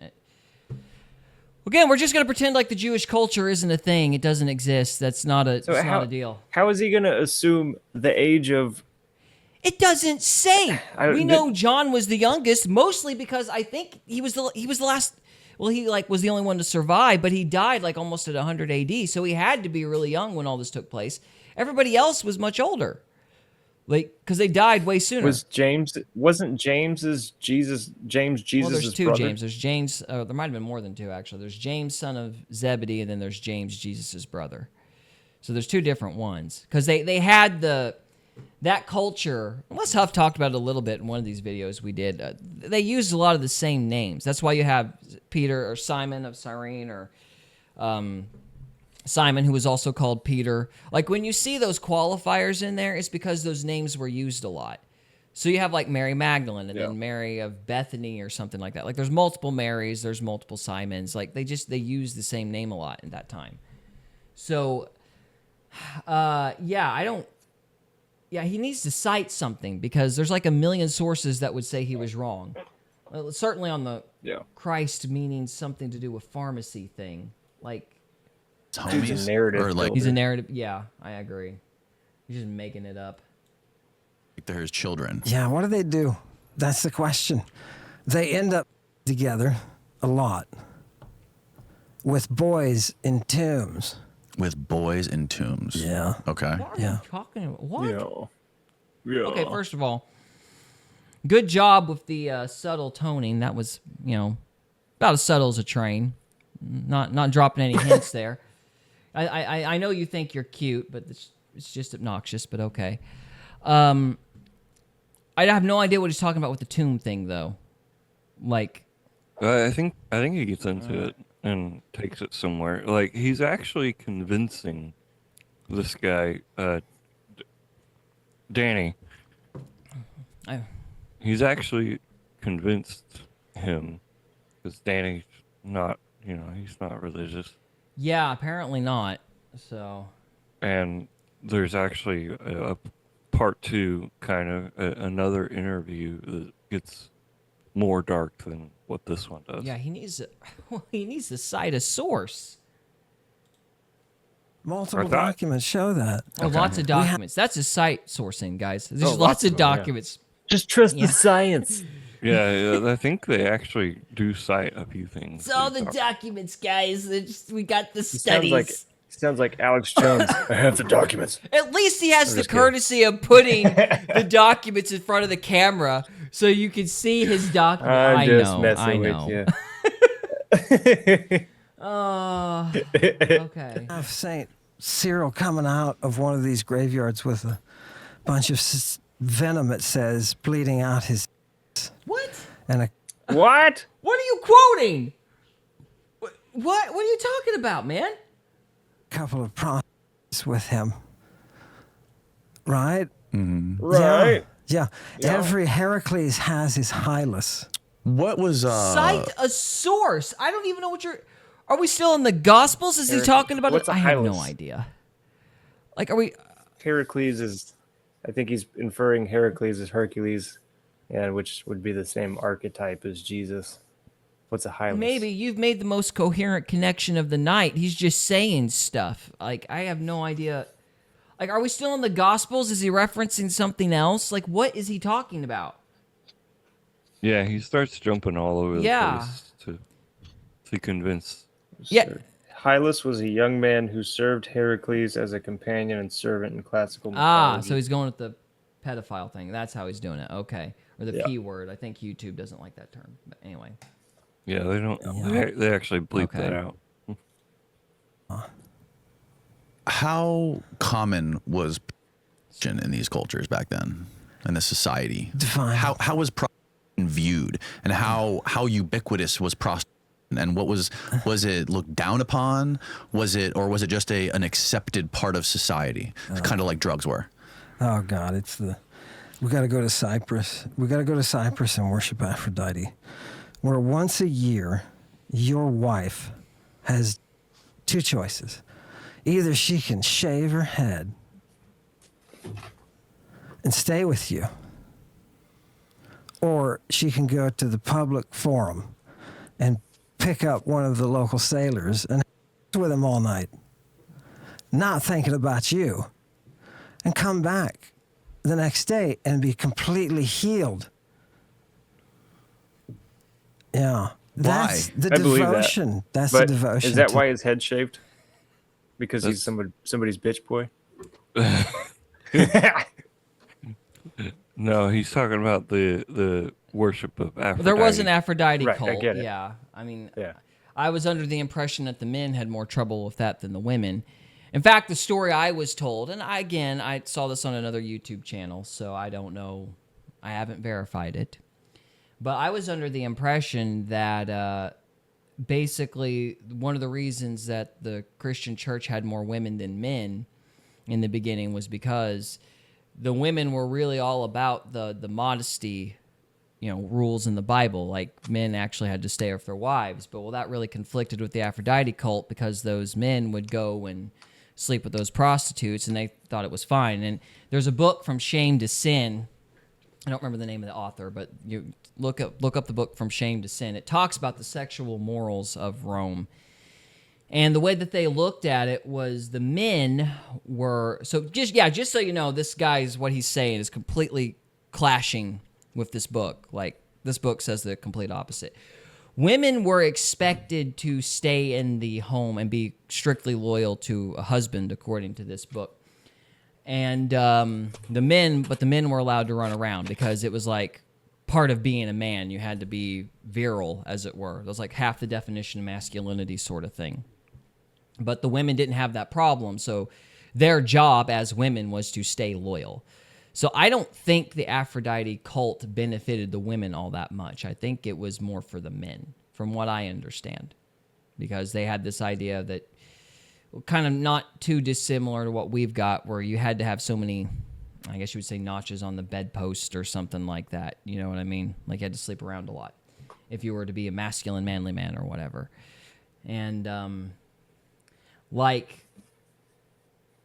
they were pretty... Like, Rome was all about this particular definition of masculinity. According to this YouTube channel that I was watching, for example, one of the reasons that they had all the Greek statues of, like, long curly hair was, and the Romans had short cropped hair, was because that was the Romans' way of saying, you're girly men, you're not even real people, that's why we beat you. So it was like having the Greeks with long hair was like trash talk.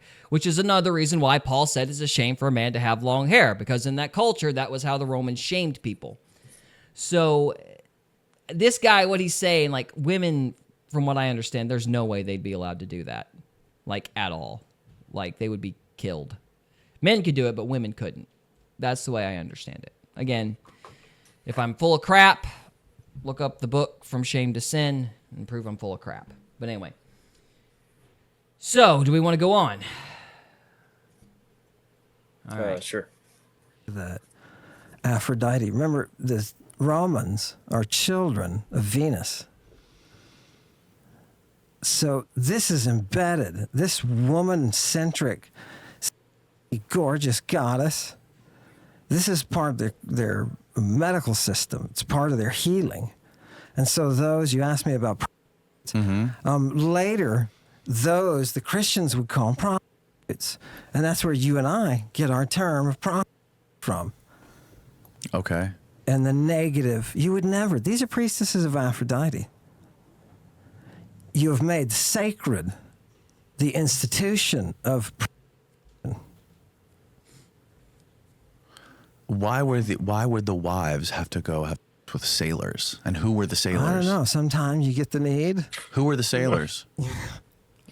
Look, they come in and they go. Look, And it's a religious this guy. festival. If you have a problem with that, that's between Full of you it, and man. your wife. Like, this is why he needs to cite a source, because literally everything I've read on this subject says this dude is 110% wrong.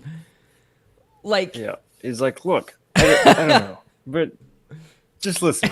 I mean, come on. yeah, come on, man. It's just true. Come on.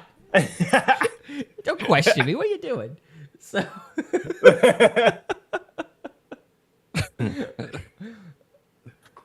I mean, look at my tattoo. Yeah, on that my means head. I'm super I mean, serial.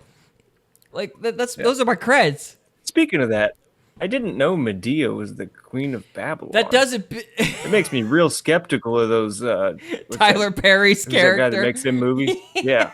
It's like, Real skeptical. yeah, this isn't looking good for Tyler Perry. He may need to rename her or something. Reevaluate. Yeah. Well, I thought of maybe, Medusa, Maybe. Medea, Medusa. Yeah, there's Yeah. that. I can kind see of that. a connection Good there. connection. There, that could be. Now, what kind of instruction does that give to the people, to the men on Cyprus? What kind of instruction? What do you learn from that kind of religious festival, where once a year your wife gets to go have with whomever she wants? You learn that you're a cuck. Are the wives wanting to do What do this? you mean? Yeah, I don't like I said, I don't think there's any way the men in Rome would allow that. Like, again, from what I Yeah. understand about that culture, you did not want to be Jack from Will and Grace in that Roman society. Like, you would die very quickly. Like, they had homosexuality, but even that was like tied to like male masculine virulence. You were dominating another man type of thing. So you Right. did not want to be effeminate in any way. So this does not mesh with anything I've read, like, at all. Yeah. Doesn't Yeah. check out. Yeah. Well, you'd have to ask them when they're doing it, but since they all come back with smiles.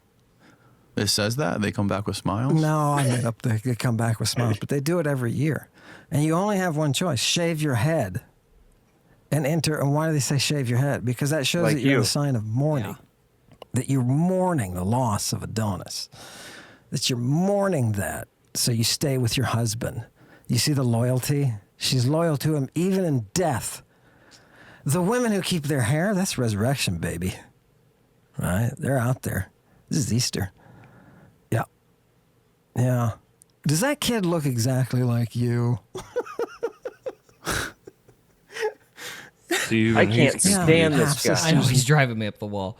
I think the other guy, Yeah. judging by the other guy's face, I'm thinking he's going, dude, this guy's full of crap. Trevor, I don't think you're right. I don't think he's convincing Danny Boy Yeah, of I'm anything. not Well, sure he is. That face says, what is wrong with this guy? Well, in the second interview Danny has with him, he has converted Danny.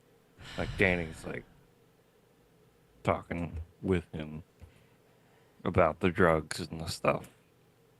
Like, and I they're don't know. I guess you can fall into that. What's that? Who's that guy that Joe Rogan talks about all the time? Oh, The mushroom and the cross guy. I don't know. Zachariah Sitchin, is that right? You got me, man. I have no idea. I don't It know. sounds like that shit. Yeah. But just like a different brand. You're probably right. I don't know. don't Maybe, know. This yeah, guy's maybe he terrible. like drugged Danny's coffee, and Danny was like, Maybe. "You know what? You're really He convincing." put some Christ in his Yeah, coffee. that's right. That's right. I Good don't know. night. I have part 2 pulled up here if you want me to send it to you. Oh, I think we've maybe next week, but we're knocking on past half an hour, so let's finish this subject of stupidity. Move on. I think we've thoroughly established this dude is a disappointment. He hasn't cited a single source, can't verify anything he says, and what we have looked at it. At least what I know, studying this in passing, because Greg's like the major. I've absorbed a lot of Roman culture history from Greg, but based even what I know, this guy's full of it. There's no way this is right. So, Yeah. anyway, all right, let's see here. Brothers. Huh. Yeah. Children of Aphrodite, right? Sons of God. These are Romans. That's what the Romans called themselves, right? Offspring of Aphrodite herself. It's gorgeous. Once you have access to these texts, You know what else you'll is be gorgeous? Syphilis. Anyway. surprised. It'll open up a whole new world that is the actual And that world is history. called syphilis. We're going to end this episode from here. I'm done with this guy. So, Okay. yeah, I don't know much about history, but what I do know, that guy literally conflicted with all of it. So, look up the book Shame from Sin. That book by itself should be Good enough. job, Whiteman. Yeah, go back to Babylon or wherever it is you came from. So, Yeah. all right. Anybody got any final thoughts? I don't think so. I just No, want to kick that guy in the balls. Yeah. That's apt. My thing is, just be careful with who you're following, because this guy is actually convincing people. These people need to learn to read. Well, they're really Like- dumb. Like They're really dumb. he's got a whole YouTube channel, and he's teaching people this What's stuff. his YouTube channel? I'm gonna look it up. Is it called? Oh, Gary's caught. He's Oh, converted. oh, yeah, yeah. Gary's been That or I converted. need content. Lady Babylon 666. Lady Babylon. Oh, very This true. guy is a provocateur. Yeah. There is nothing else to call This is him. a very trustworthy academic source. So, Wait, go back up. what going, your keep going. pastor didn't tell you, dude. You need to crawl in a hole. Keep going. Myth Vision have to- podcast. Exposing a fake Greek. Oh, we are gonna do this. Oh, I saw war. change of plans. I saw water. Change of plans, because this guy, I know he's full of crap. So let's actually hear somebody who knows what they're talking about say he's full of crap. After I look at this ad. So change of I plans. saw. I'm making this is a 4-hour thing. Holy moly. We'll only do part of it. But okay, so we did an hour and a half reacting to this guy. So we're gonna do another half hour debunking this clown. Like, I'm like, we're gonna let somebody else do it, but I am telling you, this dude is full of it. What, were you gonna say something, Trevor? I think this is debunking that second part video. Okay, well that's just fine. That's just fine because they got their things. We'll start with the abysmal methodology mistranslation. Yeah. Okay. Let's see. Maybe that. We just need something that's generally. Ammon Hillman. Sorry, I'm just looking at his name. Hillman. What's that mean to you, Gary? There's a man on a hill. Right. Where did Satan take Jesus to? Well, there you go.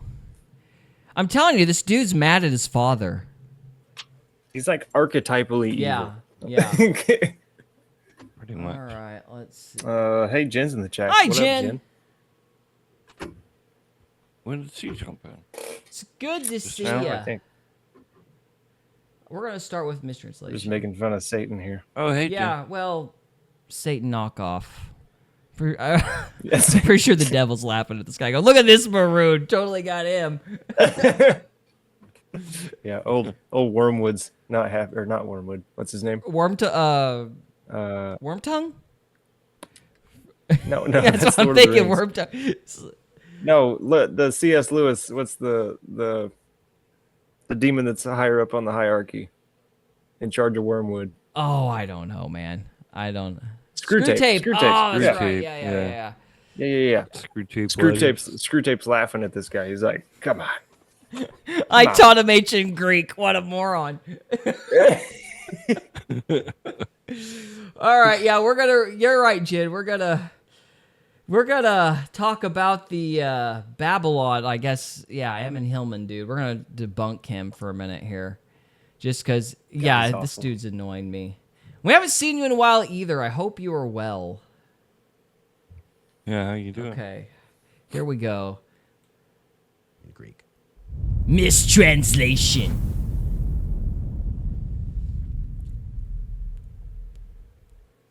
Are you the only one that's translating this stuff this way? Are you the only- Yes. No, there's other people. No, I'm just the first one to have guts to do it. Are there other classicists or linguists who can Can we who pause and appreciate that?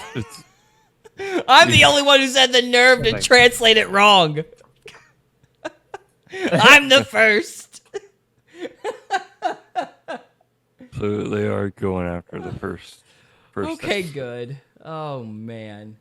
have translated these same texts you are and Docs. corroborating what you're saying? Yeah, Dr. Rock, for example, and that's why I always throw him out as my corroborator. Dr. Rock will tell you, because he and I translated Apocalypse together, and I showed him my breakdown and outline of it. And so he can tell you, all I'm doing is translating. I'm not. None of this stuff is made up. It's just straight up translations. But it's translations coming from somebody who's actually read the medical side. If you haven't joined us yet, that's literally not true. We just showed in the Strong's Concordance, he's not getting the word Christos even close to right. There's nothing to do with pharmakia. He can't even decide if like pharmakia means like medicine or spitting in your face, like or dirt.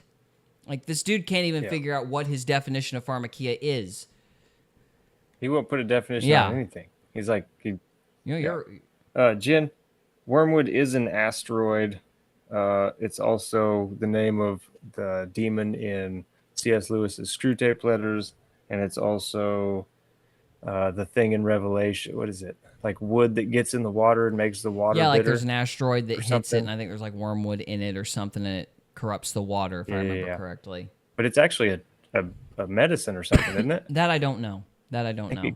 I think you can actually go out like to a supplement store and buy wormwood, if I'm not mistaken, and parasites don't like it, which is interesting. There you go. That might be interesting. Yeah. And read the science side and can talk about what the terms are actually doing. This is the battle I've been fighting. Nobody reads Okay, message to all you charlatans out there. Stop using the word science because everybody's pretty much assuming science is full of garbage since 2020. So you might want to quit appealing to that for a while. It's kind of nuked its own credibility for a little bit. So just a thought. Indeed. For a lot of it. It's also another way to spell seance. There you go. That's actually a good catch. You know, of all the connections you've made, I believe that one the most. So The science is the seance of life. yeah, there you go. Bible anymore. That people need to read the Bible, right? Because there's a kid with Jesus in the Garden of Gethsemane, right? Raise your hand if you've heard of the kid with Jesus. Look, it's only a couple people. Okay, what he's talking about is during the arrest in Gethsemane, the guards, like it was a violent encounter. There was a struggle. And at some point during that struggle, somebody ripped the kid's cloak off. And they tried to say that there was like an undergarment, but there's like a debate back and forth, like whether these guys actually like back then wore undergarments or whether they were actually like they didn't have undergarments, so they were actually naked when they ripped their cloak off. Bottom line is, though, the word's translated as naked. So one of the guards like ripped the guy's clothes off as he was running away. And we don't know who it was. So that's what that's in reference to. So anyhow. But Sorry, young man. Young man with Jesus. Yeah, sorry. The name. To me, he's a kid, right? But yeah. No, this is a younger. This is not a. To me, he's a kid. The age group Yeah, that to me, Dr. Ruck is referring to is how the kid is. He's a Naniscus. And no, he He's just a goes right back to using the word kid. Because it's not about the truth. It's about planting the idea in your head. So he'll just repeat it. He's a narrative Yeah, builder. exactly. You're right. He's being very theatrical. Mm-hmm. Yes, Yep. that's what Jen said. I like how theatrical he is. Is he? Nos Naniscos. Somewhere around puberty. Somewhere Carl around Ruck just puberty. won't let Could him be a get little away bit with it. before. Scholars will argue about how late. Somewhere around puberty. But someone give me some information. How long does it take to go through puberty? What is that, like 5 years? 3 years? Does anybody remember? Oh, I'm still going through it. So Yeah, I'm on like year 20, bro. Yeah, some of us never grow up, do we?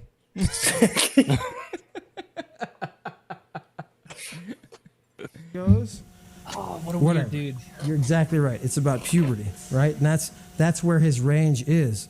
So they're using these drugs, and that's what's disturbing. This is where it kind of gets disturbing. It reminds me of the touching of Jesus when he touched the little children. And Dr. Ruck can verify this, so you don't think I'm a quack. The word that the Greek uses, remember the situation is Jesus is touching children. Parents are coming to the disciples and saying, make him stop touching the children. There's the Right? text, And then he's people. like, they come There to it him, they're is. like, they don't want you to touch the children anymore. And he's like, he gets upset and he's like, you're going to scandalize this whole situation. What are you doing? That word for touch is the same word that's used for. So there's this fine, it can just be regular touching, but it's also stroking. It's also stroking. What the? So Stroke is there me, something stroke about me. the feeling? Again, this Boys guy R just Us. pretends like the Jewish culture never existed. Like throughout the entire Old Testament, they're laying hands on people for prayer. Like, It's kind of been a theme of him the whole time because he only looks at Greek text. He doesn't look at Hebrew. yeah, it's like this took place in Jerusalem, you moron. What's the matter with this guy? Jen says, I don't want to grow up. I'm a Toys R Us kid. Indeed. You must be as children to enter the kingdom of heaven. So I hate this guy. Based. I hate this guy so much. yeah, he's terrible. Stupid baldy.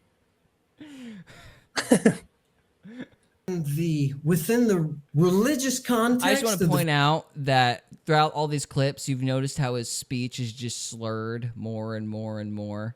This dude needs to quit using drugs. You're dying, sir. You're dying. So, that or he's manifesting more and more. well, that's a very embarrassing demon if he's manifesting. So, Yeah. Oh, he's getting less and less afraid to, be more open. yeah. feeling and the feet with the hair and I think there is. Was he touching little children, Carl Ruck? The stories told about Jesus, people telling the stories, were not trying to say that Jesus was children. Yeah, I don't think so either. Case It was closed. just for some reason the parents wanted him to stop touching. Why do you think the parents wanted him to stop touching the children in a way that would scandalize him? That's not how that goes. Like, the parents didn't say anything. From what I understand, the disciples were getting annoyed because all the kids were running around. Like, they thought they were aggravating Christ, So I don't remember the parents doing anything or playing any part in the story at all. No, the apostles were the ones that were like, "Hey, kids, get out of here," Yeah. Right? Yeah, Jesus said, "Let them come." Yeah. Yeah. All right. First you're This guy talking about. sucks. Just look up Jesus touching children. It's in one of the Gospels, probably more than one. Oh, but you're talking about when he's in the garden and he has the. I think it's John. When we started this process, I told you, congregation, the devil told me, you can't lie to them at all. And I was like, not at all. Even just once, like maybe if I don't want somebody's feelings to get hurt. And he said, no, 0. And I said, why? And he said, because your credibility will be very important. And they The will devil try told him he couldn't lie. to break you through your credibility. The great deceiver. If they can't, he Told said him he they couldn't will lie. put words in your mouth. Right? I have no arguments for you. I have no opinions. You can quote me as saying nothing that thou shouldst do or not do anything. Yeah. What?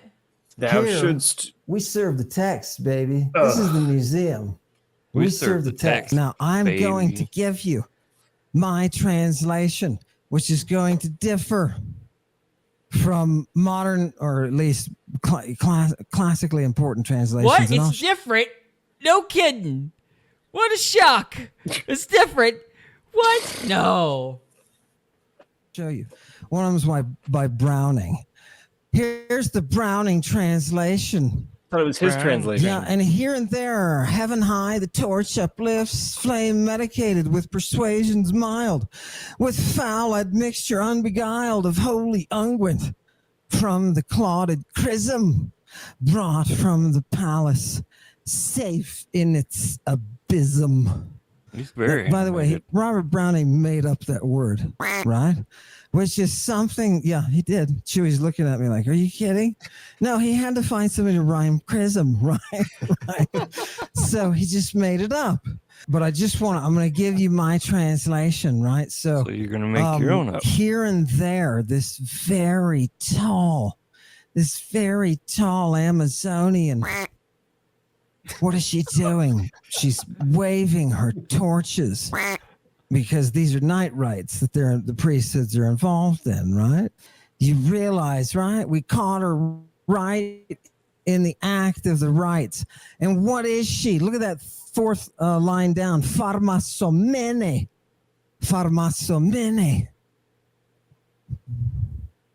Covered with drugs, under the influence of drugs. What kind of drugs? The royal drug. So every time he says oil, it's drugs. I can't imagine why people are like, you need to take this drug stuff out of your dissertation. It's because it's completely wrong. It's like, that's not what that word means at all. Right. That's insane. Yeah. Wow. And people are believing this guy. Yeah. 100%. Who's people? His followers, for one. Are they on drugs? They are. Probably. I don't know.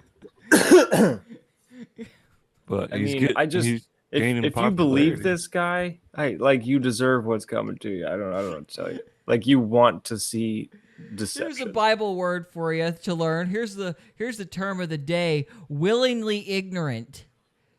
Good night. Willingly ignorant. We're there. Lie to me harder, Daddy. Well, what's happening is, you got TikTok and YouTube Shorts, and people are making shorts of just small parts of his teaching. Well, here's some advice. Read a book. I mean, good night. Nobody's doing any research for themselves. They're just, this guy said Jesus was a pedophile. I'm going with that. Yeah, because they want to. They need to get the hell off of TikTok. Yeah, like, you're never going to learn anything in the 30-second clip, guys. That's just... Why would you even be on a medium like that? That's like saying you got your dissertation from Twitter. It's just... Why? Oh. Yeah. All right. I hate short form. I do too. I've regretted that they keep trying to push the short form. But the podcasts are making people smarter. That's why they're doing it. Which is... I think he reads too many. What? Jen said, LOL, I think he reads too many. He reads too many. Yeah, there you go. Okay, well, we got another 10 minutes before our 30 minutes are up, so let's keep going. Okay. That comes from her innermost recesses. The holy Christing. Powered by that painkiller. So is he... I guess from this, he's equivocating oil with Christ as well? Yeah. That's insane. The anointing. Yeah, That's insane.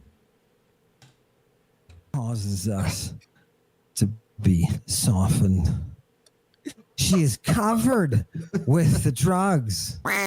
She is Christing. She is Christing. What is that, pharmos? So I just want you to be in there.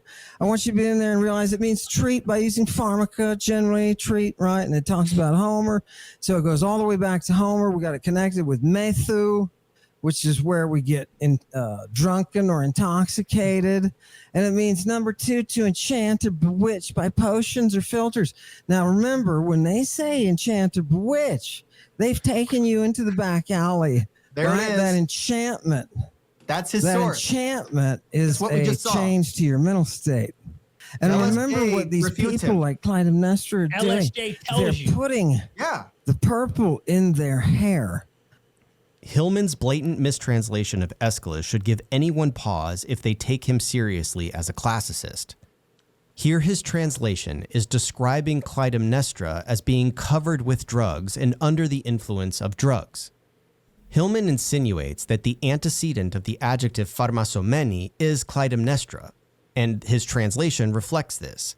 He says that Clytemnestra is covered with drugs, under the influence of drugs. That is not the case.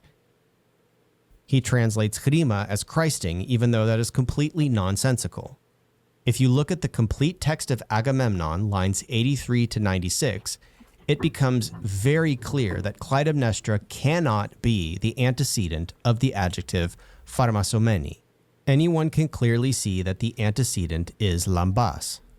And if you look at any standard translation from Browning or Summerstein or Smith, they all display an awareness that the antecedent of medicined or flame medicated is the flame itself. It's the torch itself. The LSJ entry makes this explicitly clear. Apelthon es ta opiso kai episan hamai. Yeah, so they said, "Are you Jesus?" He said, "I am." And it says they went around to his back. They circled him. They went around him so he couldn't get away. And episan hamai, they fell on him. They attacked. The Greek uses this for falling all the time. All the time. The one enemy falls upon another. You know, so they surround him and they take him, they start to arrest him. They grab him. In John 18:6, episan chame simply means fell to the ground. It doesn't mean they fell on top of Jesus. This is confirmed by simply looking up the definition of chame, on the ground. There's no documented usage to support the interpretation of fell on in the sense of attack. In John 9:6, Jesus spit on the ground, eptisen chame, and made mud from the saliva and applied epechrisen, the mud, to his eyes. Here it's epichrio, to rub on the surface. All right, after I this, grew up let me here. point something out here. And so did a lot of the girls working the avenue Okay, today. like In Mark just 8, even 20 by this guy's weird logic, like it should be very evident he's just making stuff up, because if you're going to make some sort of weird equivocation with mud and medicine like you did in the previous video, the word that's used in that verse, forgive me, I don't know how they said it, but the word for mud in that verse would be your medicine term, right? So obviously that doesn't show up anywhere near the word like Christ at like any other point. So why would you equivocate Christ with medicine? Right. Yeah, so I'm this guy's Yeah. This guy sucks, man. Well, I don't know what else yeah, to I say. know. We're beating a dead horse. Jen says oil make you smell pretty. I agree. So True. okay, well, we're a little shy, but that's okay. I'm done. This guy's wore me out. I'm Yeah. tired from all the stupid. Yeah. So, Mr. Ammon Hillman, you clearly have issues with your father. So I'm going to quote Jordan Peterson. You need to clean your room and make up with your dad. So, with that said, this is the end of part 1. Guys, we're not going anywhere. We're just ending out this session so I don't have to edit as much. So, or it makes it easier to edit, yeah. So, anyway, with all that said, guys, this is the end of episode 1. Thank you so much for watching, and we'll see you next time. you. We hope you enjoyed this episode of Faith, Fiction, and Folklore. If you did, we would love it if you would subscribe to us on YouTube or follow us on Rumble. We can also be found on X, Instagram, and Facebook. And we are available on Spotify, Apple Podcasts, Amazon Music, and iHeartRadio. Thank you again very much for listening, and we'll see you next time.